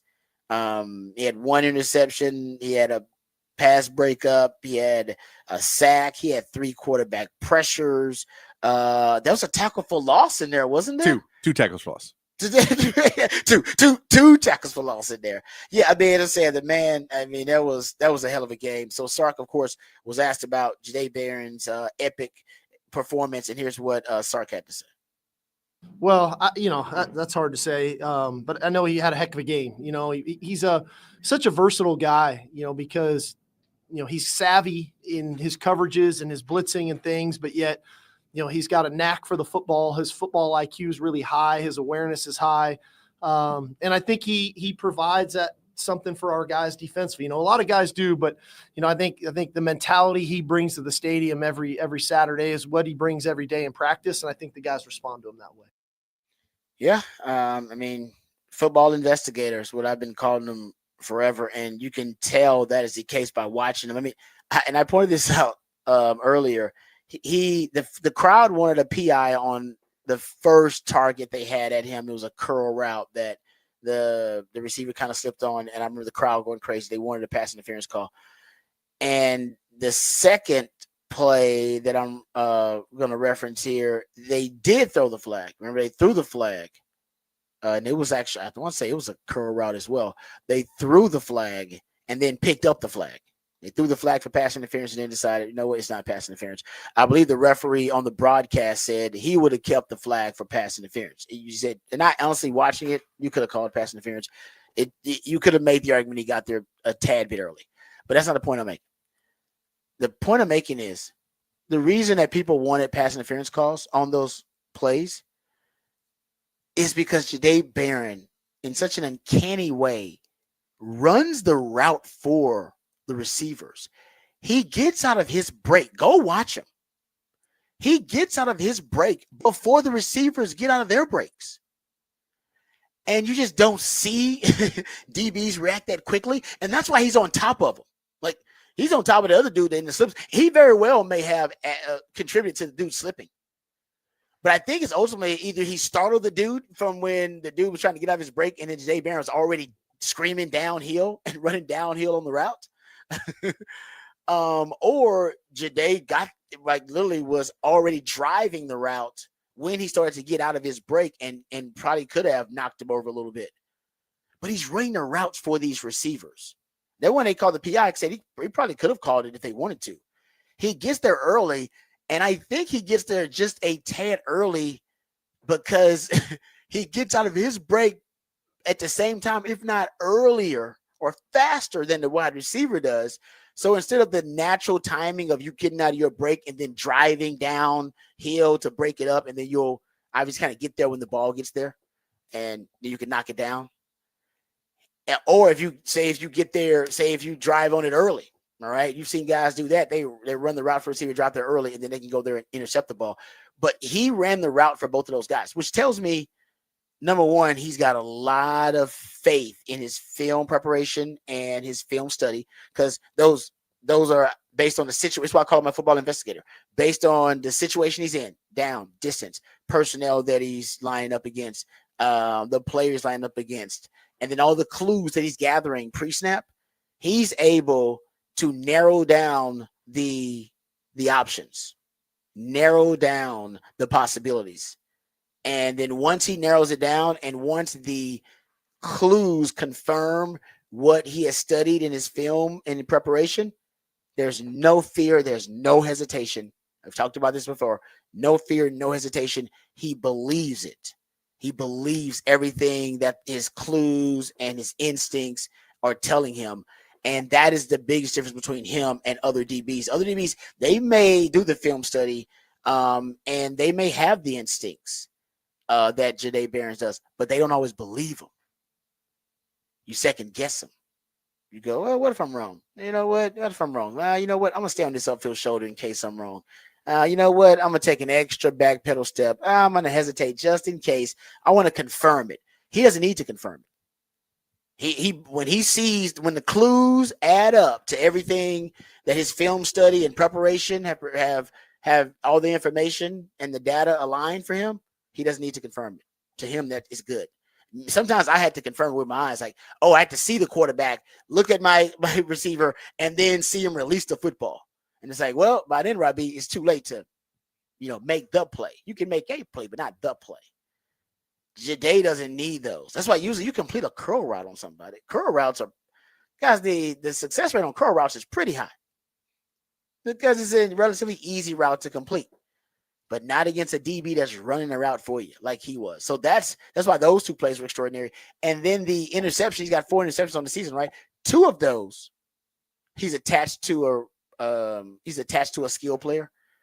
The other 2, he's adding himself as a bonus defender in coverage from the backside or from the from another part of the coverage, I should say, right? Because on that play, he's robbing the seam route. He's playing cover 3. It looks like they run a hitch route out to his outside, so he's sinking back in cover 3 and respecting the vertical of the number 2 receiver. Gilbo is sinking with him too. They end up with 3 guys over there because everybody's kind of reading the same thing and reading the QB, but he's reading the quarterback. And if the quarterback's taking him to number 2, that's who he was reading the whole time. And that quarterback's thinking, well, that hitch route is supposed to keep Jahdae at least away from that seam route. He's thinking that hitch route should be enough to force him to acknowledge it, respect it, and there's no way he's going to be on top of the seam route in the slot. All right, he may be there near it, but he won't be on top enough to help make a play. But Jahdae was, because he was reading the quarterback the whole time, probably based on his film study, thinking they're not going to throw the hitch. This quarterback's not going to throw the hitch. Other quarterbacks would. Quinn might. He won't. And he banked on him throwing the football to that seam route, and boom. And so his instincts or preparation and or both paid off for him. And that I see that over and over again. That is a constant theme with Jahdae all throughout the games. All throughout the games. And the fact that now they're adding him as a rusher in those nasty dime packages, those NASCAR dime packages, that's something new. He wasn't doing that much. Last week, I think Jalen Gilbo ended up getting a set. They're blitzing their DBs more. I noticed that too with Johnny Nansen. Taft Daddy's blitzing more. Gilbo last week, they blitzed Malik Muhammad in this game, actually, in the game versus Arkansas. They're blitzing the DBs more. I mean, new kind of added element. But I think they saw how well that was working against their offense. Maybe. Fair point. That's a very fair point. It's working against our O-line. Maybe we should flip the script. And you know what? It's worked really well for them because they end up getting a sack in that game too. I think Gilbo got a sack last week, if I'm not mistaken. All right, we'll get to the NFL news, notes, and nuggets in a second. Let's hit the horn headlines. I don't think we've hit those yet. Hit the horn headlines here, and then we'll come back and discuss Chiefs and the Bills. We'll discuss the Steelers and the Ravens. I got a question about the Steelers because I don't know if we're showing the Steelers enough respect considering what they've done the last 2 weeks against the Commanders and now beating the Ravens. We'll talk about that and, of course, the game tonight, the Texans and the Cowboys, Monday Night Football. But first, let's get to the Horn headlines. Let's get educated, updated, and informed with all the top stories of the day with Patrick Davis and the Horn headlines. All right, your Horn headlines brought to you by Top Gun Rentals and Lawn Equipment. In the NBA, the Spurs fell to the Mavericks 110-93 on Saturday in a game Victor Wembanyama missed due to a minor knee injury suffered against the Lakers. The Mavericks went on to win again on Sunday against the Thunder 121-119. PJ Washington had 27 points and 17 rebounds playing against the small OKC lineup. The Rockets put away Chicago 143-107 with Fred VanVleet leading the way with 28 points. Tonight, the Rockets are back in action against the Bucks. In college basketball, Texas men got a 89-43 win over Mississippi Valley State on Saturday. 5 players scored in double digits for the Longhorns, including Arthur Kaluma and Trey Johnson with 18 each. They are back in action Thursday against Syracuse in Brooklyn. Texas women's basketball picked up a 91-61 win over DePaul yesterday, led by Taylor Jones with 22 points and 12 rebounds. The women take the court again Wednesday against Tarleton State. And Texas women's soccer advanced in the NCAA tournament over the weekend with a first-round win over Boston and will now play Michigan State on Friday. In college football, the Longhorns got a 20-10 win over Arkansas with a strong defensive performance. In other games, Florida upset LSU 27-16. Georgia took out Tennessee 31-17, and Kansas ended BYU's perfect season with a 17-13 win. Texas remains at number 3 in the new AP poll. And in the NFL, the Steelers remain dominant in the AFC North with a 18-16 win over the Ravens. The Bills handed the Chiefs their first loss of the season, 30-21, and the Chargers used a J.K. Dobbins touchdown run in the final seconds to beat the Bengals 34-27. Tonight, the Cowboys and Texans face off on Monday Night Football, and that is your Horn headlines. All right, thank you, Patrick, for the Horn headlines. We appreciate those. All right, let's talk about the game, some of the big matchups from this past weekend before we dive into the Texans and the Cowboys. For some reason, like I said, nobody has a better formula for beating Lamar Jackson and for beating John Harbaugh's Ravens than the Pittsburgh Steelers. They're beating them 7 out of the last 8 times. Lamar Jackson's career passer rating versus the Steelers is a 66. The 2-time MVP, who right now is one of the front runners to be the MVP again 3 times before he's 30. His career passer rating versus everybody else is 103. And his career passer rating versus the Steelers is 66. So Mike Tomlin has figured out something.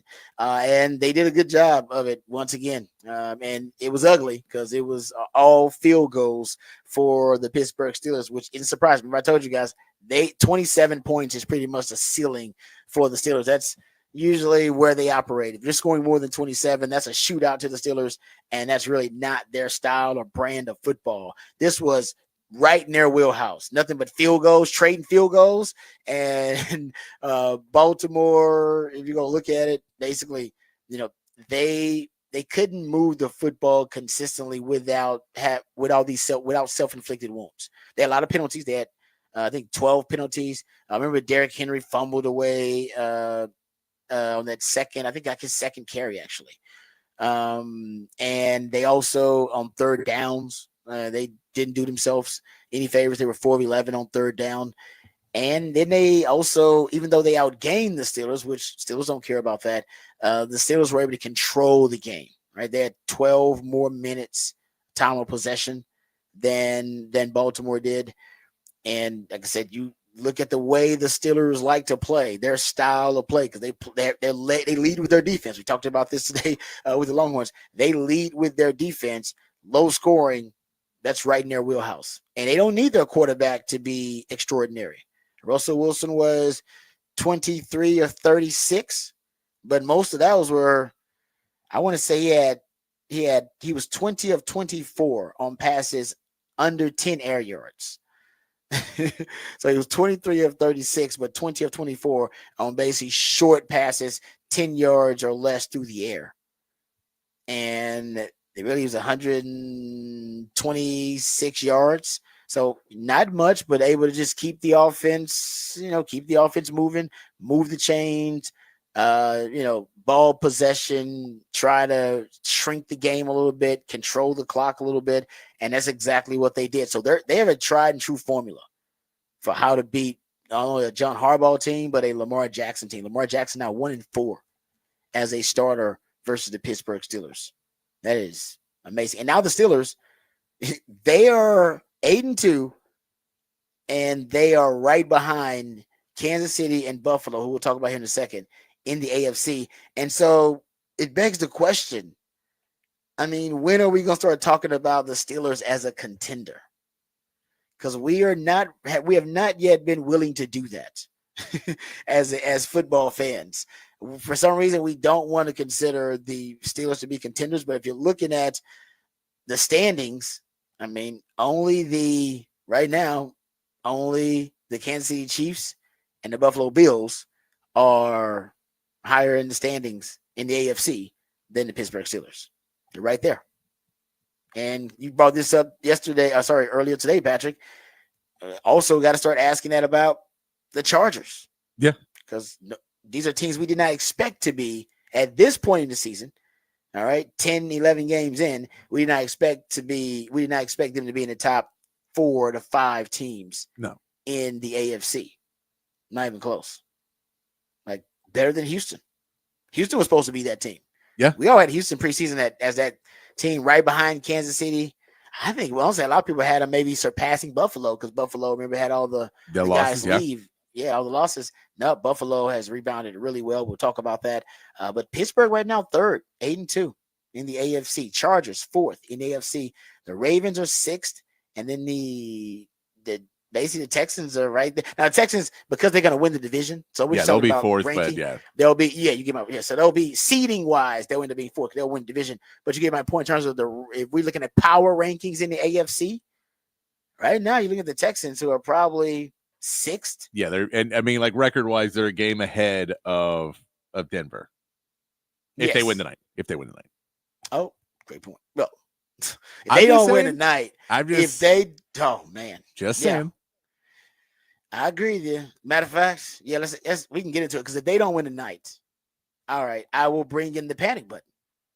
I will bring in the panic button, and then we can start pressing the panic button for Texans fans if they don't beat the Cowboys.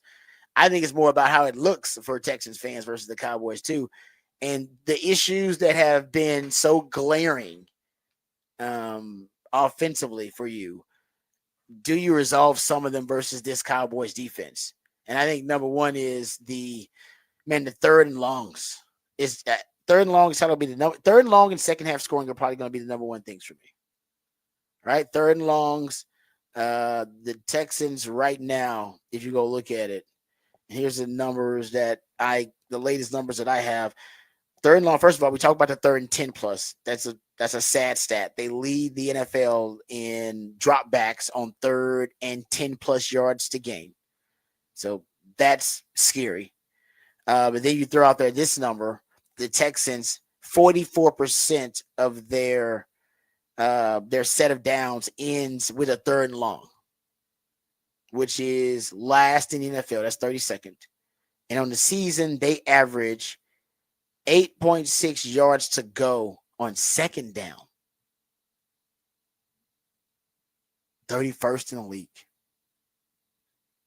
That's why on 3rd down, you're averaging 3rd and long, essentially on 3rd down. You're right below 3rd. You're right below 3rd and 9. You're like 3rd and 8.3 yards to go on 3rd down. So you're averaging 8.6 yards to go on 2nd down. You're averaging 8.3 yards to go on 3rd down. You're averaging 2nd and long, and you're averaging 3rd and long. And you've run the ball in running analytically. Just looking at it analytically, the Texans run the ball more in passing situations and since October than any team in the league. If you're just looking at running in what is considered a passing situation for the Texans. So that, I think, is the number one thing I'm looking for. How does Bobby Sloak handle the early downs to keep them out of the 3rd and long and 3rd and really long? And then how's the rushing attack for the Texans? Because where they rank right now, if you look at percentage of rushes for 5+ yards, they're actually 27th. And percentage of rushes for 0 or negative yards, stuffs basically, they're third in the amount of rushes that are stuffed. The EPA per rush is 28th. The rushing success rate now is 31st. Their running game is starting, and I know Joe Mixon's been well. He's been actually playing really well, but the running game is not helping them on early downs now as much as it was early on in the season. So the hope is that Nico Collins being back, your second half scoring, we've talked about that, right? The Texans, if you go look at it, their second half scoring is among the worst. I believe I looked at it last night. They were 24th in second half scoring. They've been outscored in the second half of games this season, 141-82. So in second half scoring differential, they're 31st. First half scoring differential, they're 4th in the league. They're plus 57 in first half scoring differential. Top 5 in first half scoring differential. Bottom 2, second to last in second half scoring differential. Those are your two big issues. Third and long and how you get there. And then second half scoring. Nico probably can fix all those. Like Nico, I always said Nico is not necessary. He's not gonna fix them, but he'll mask your problems. Like, because all these issues existed when Nico was available to you. They all existed. Like, you were still in third and longs. Y'all remember me screaming and yelling about it. Your offensive line was still leaky, like it is now. Going into this week, CJ Stroud was the most hit quarterback in the NFL. Well, it makes sense why he's the most hit quarterback in the NFL, because he's always in third and long. He's always in these predictable passing situations. And he's had the fourth straight game, last game against the Lions, was his fourth straight game in which he had been pressured on over 40% of his dropbacks. That is the most pressure that he's been under in consecutive games since he's been a starter for the Texans. So all those issues, second half scoring as well, and the third and long, all that existed when Nico was there. But CJ Stroud was more comfortable. Like CJ Stroud, when they needed to save us CJ moments, he was better in the save me CJ moments, which is third and 10+ yards to go, or when the offensive line breaks down, or when he's got to be clutch in the second half. He was better in those situations. He was better at putting the cape on when Nico was, his main number one wide receiver, or his go-to number one wide receiver. And that's why you go look at the stats. Nico on the field, Stroud, 71% completion percentage, almost 8.5 yards per attempt. Without Nico, 57% completion percentage and 6.4 yards per attempt. Big differences with Nico and without Nico. So, I think the Texans, I think they will be better, but like I said, I think it may look better, number one, because the Cowboys consider the opponent, but it may look better just because Nico's presence will help you mask a lot of deficiency, help you mask a lot of issues and problems with your offense, whether it be third and long.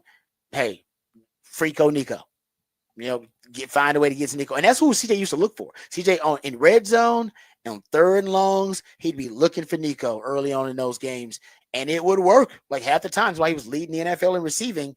And then when Nico went down, all of their issues became exacerbated. All of them got worse. Or maybe they didn't get worse. Maybe they just became more obvious and more glaring.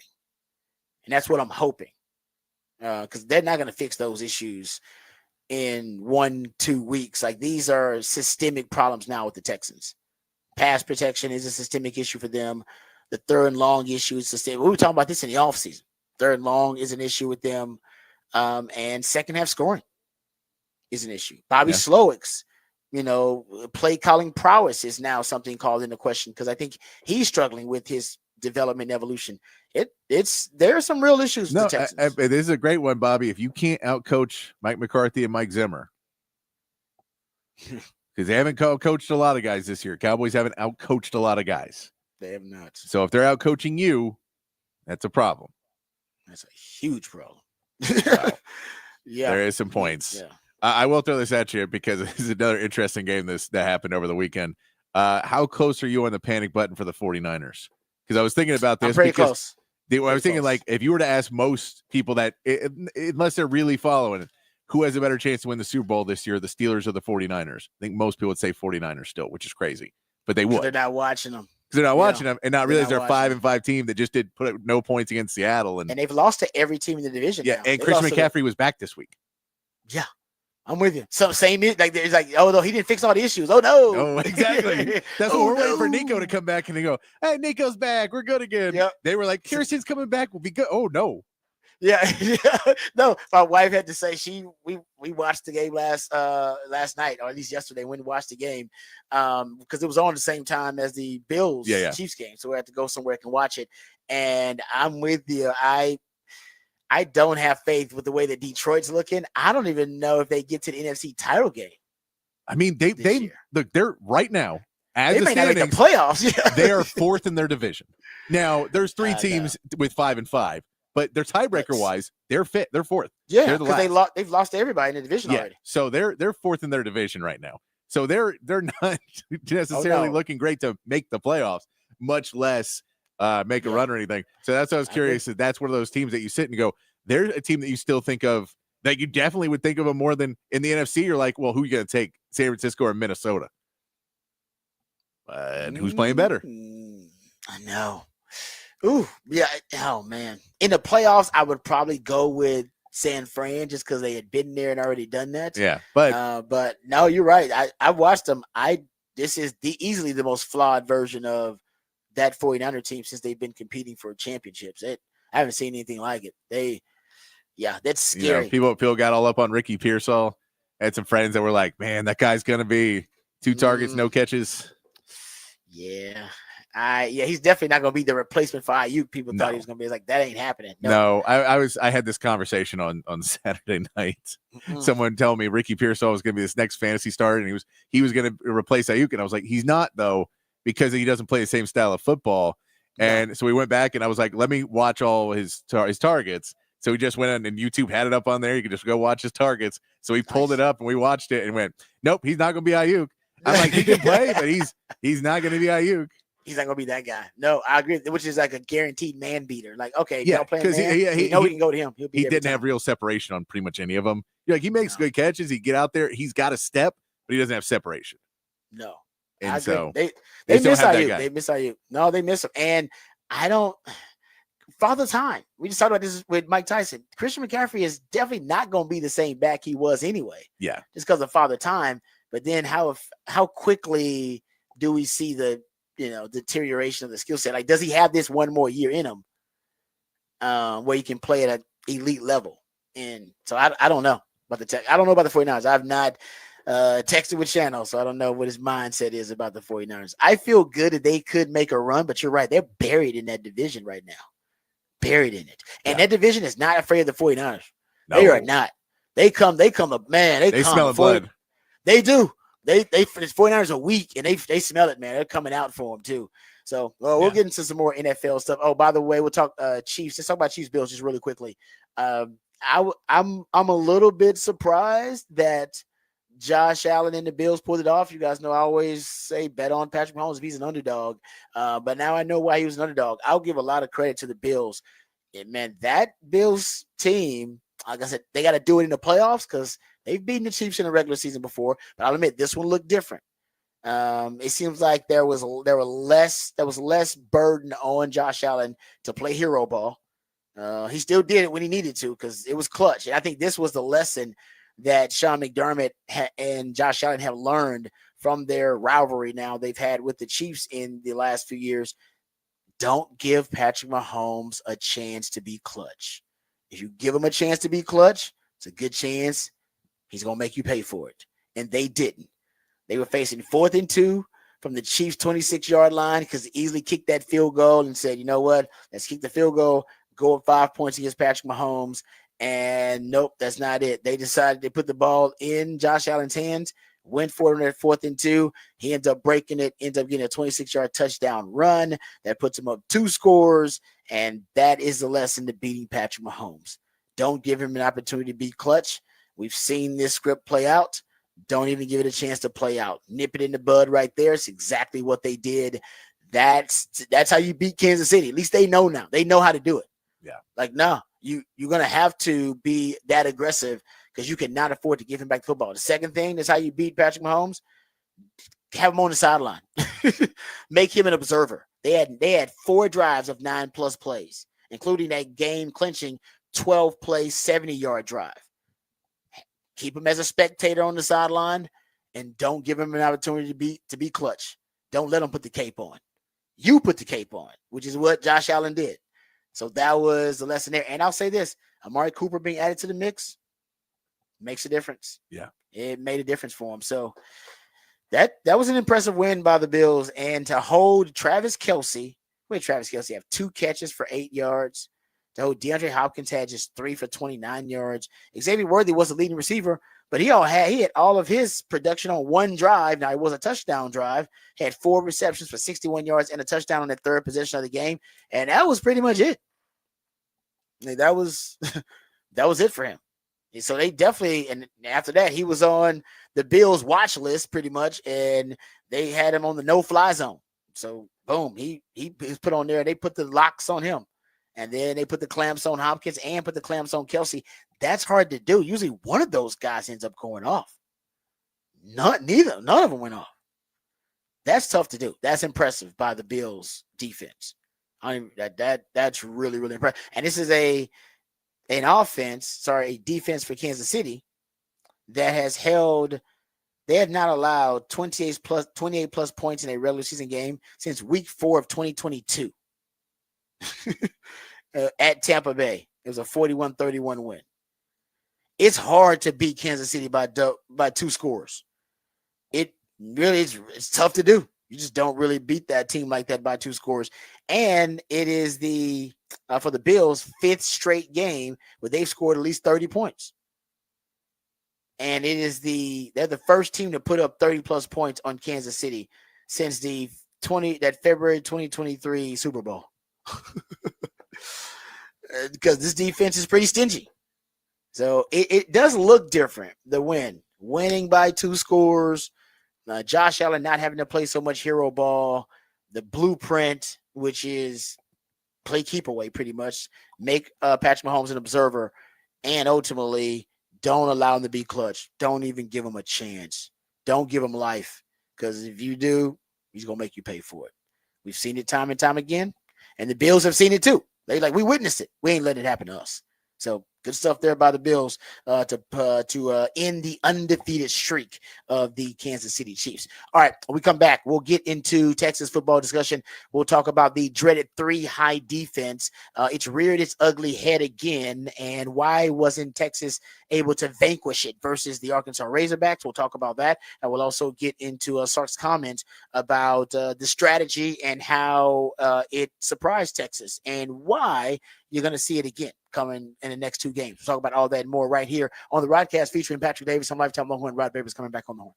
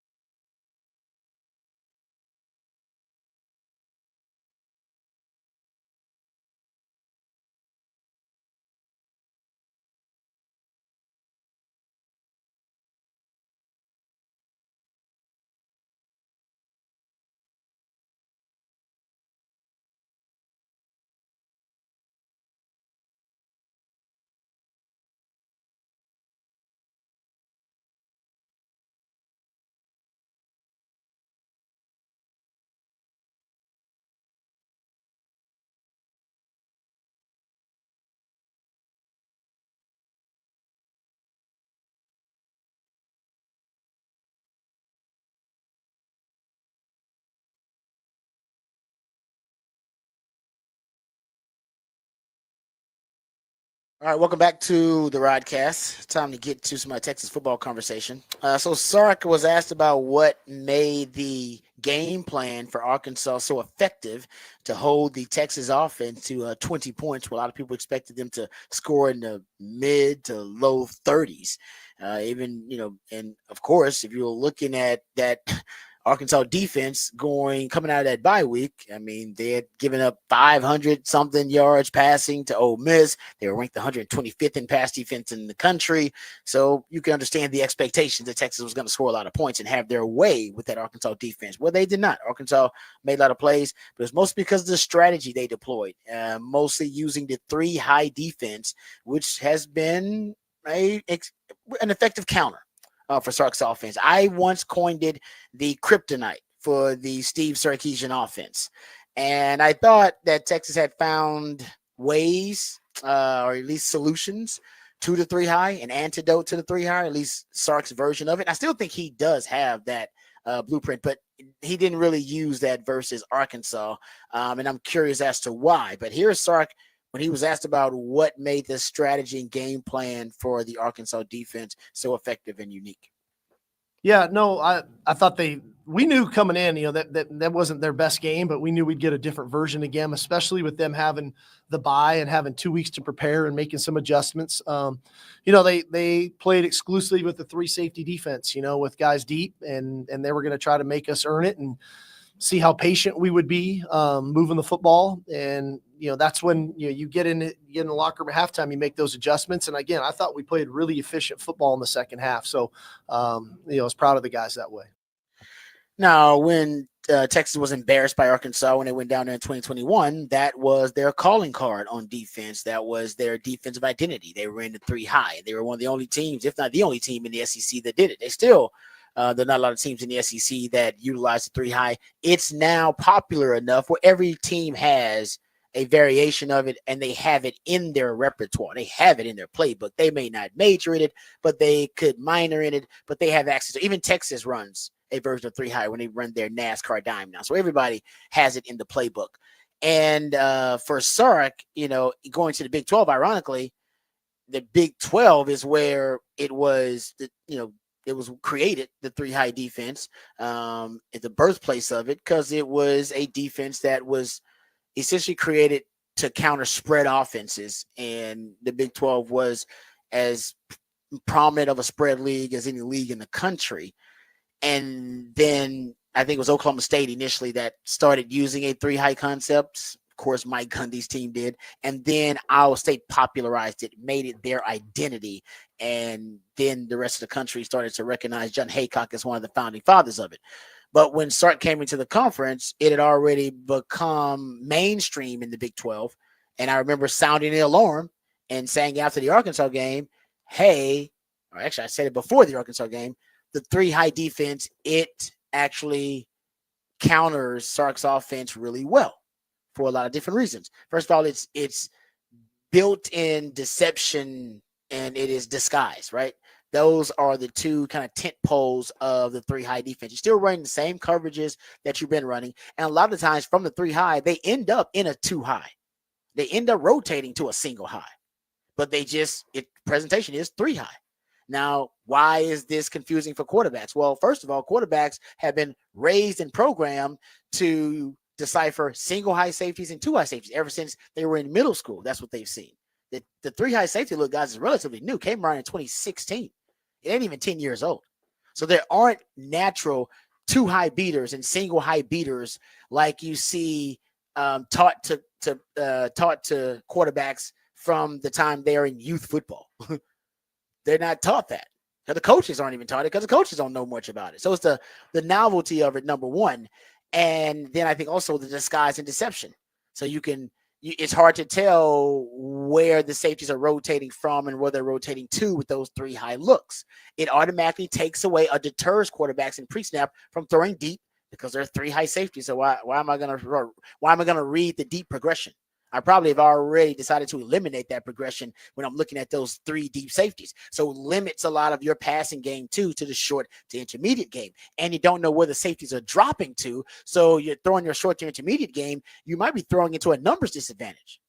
And against the RPO, it works really well because the RPO game, a lot of times pre-snap, you're reading the numbers advantage. If I have the numbers advantage in the box, all right, then I hand it off. If I don't have the numbers advantage in the box, I got it on the outside. I throw it to the tag on the outside. And I'm reading a certain single defender while I'm doing this. Well, if your number count is off, which a 3-high disguise can do, it can force a miscalculation. Then you end up running into a numbers disadvantage. Or throwing into one, right? So it can be really confusing. And while you're processing all this, by the way, you ain't got a lot of time. All right. So it basically kind of nullify, it really does negate a lot of your pre-snap diagnosis.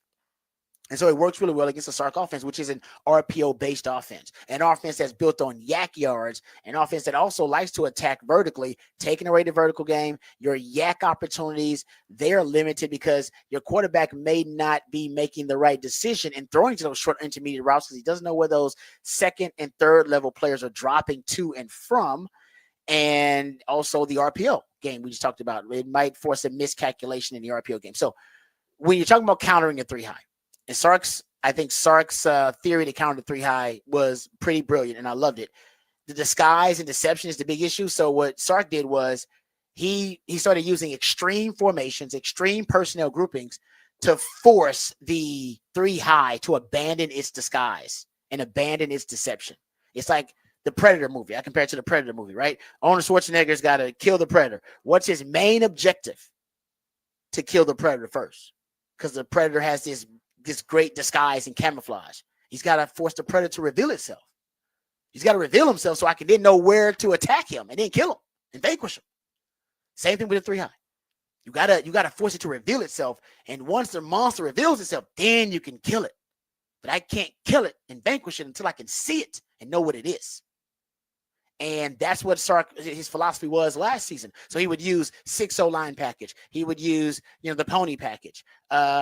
He would use these more extreme personnel groupings and extreme formations, empty formation, 3-by-1 sets. He would use quads at times with 4 receivers on one side of the field.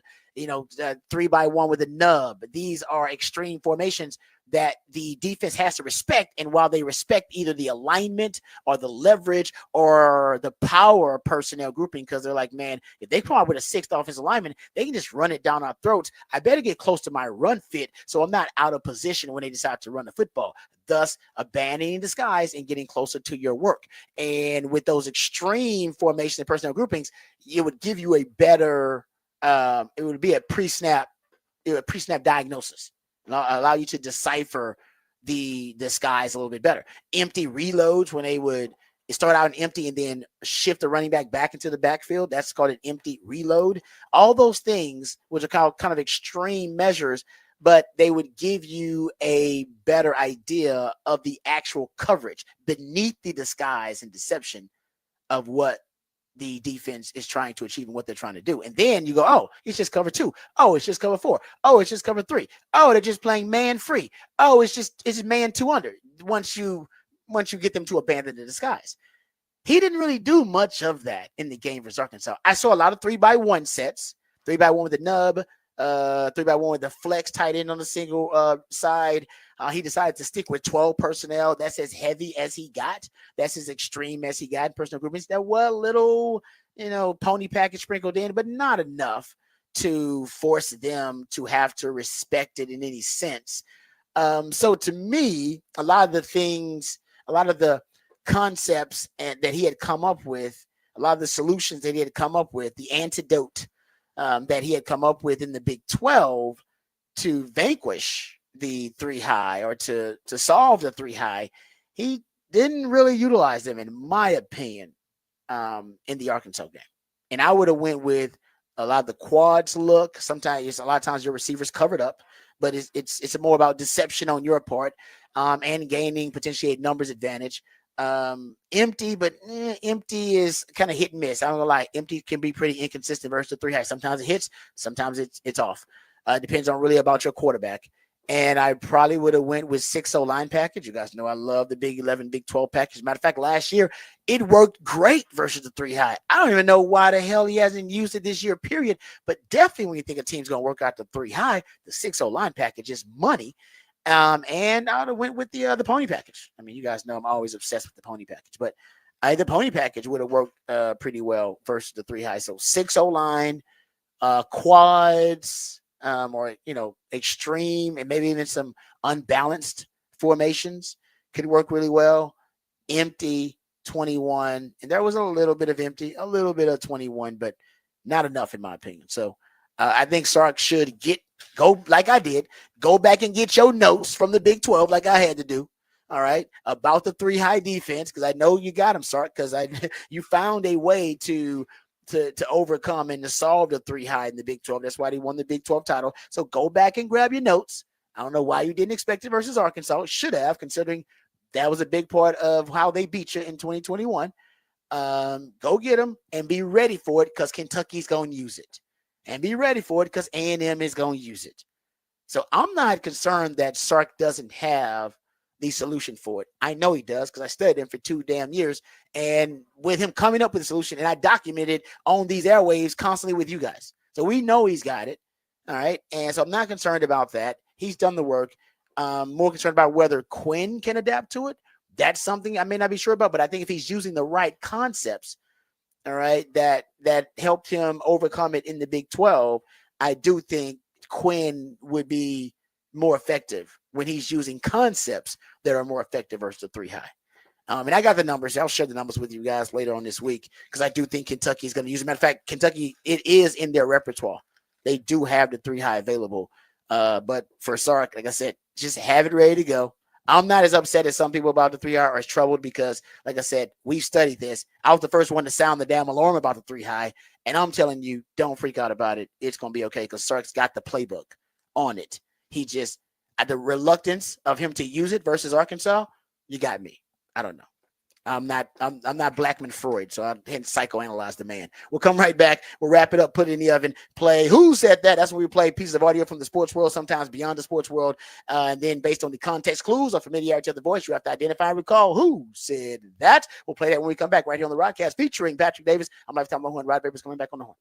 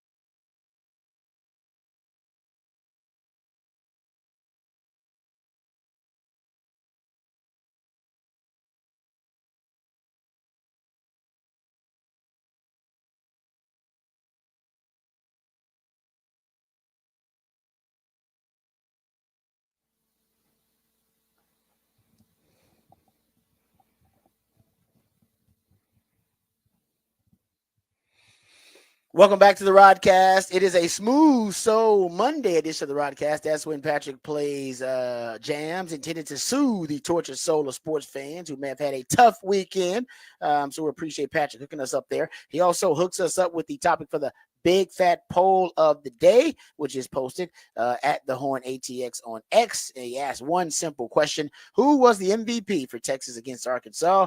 And Jahdae Barron right now, 59% of the vote going to Jahdae Barron. Alfred Collins with 34% of the vote here. And man, Jaden Blue, 0%. Still, nobody believes Jaden Blue was the MVP. That's my fault. I said they should add Jaden Blue to the list.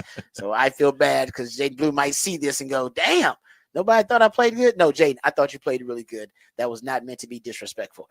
All right, let's get to the who said that portion of the show. That's when Patrick plays pieces of audio from the sports world, sometimes beyond the sports world, and based on the context clues or familiarity of the voice, you have to identify and recall who said that.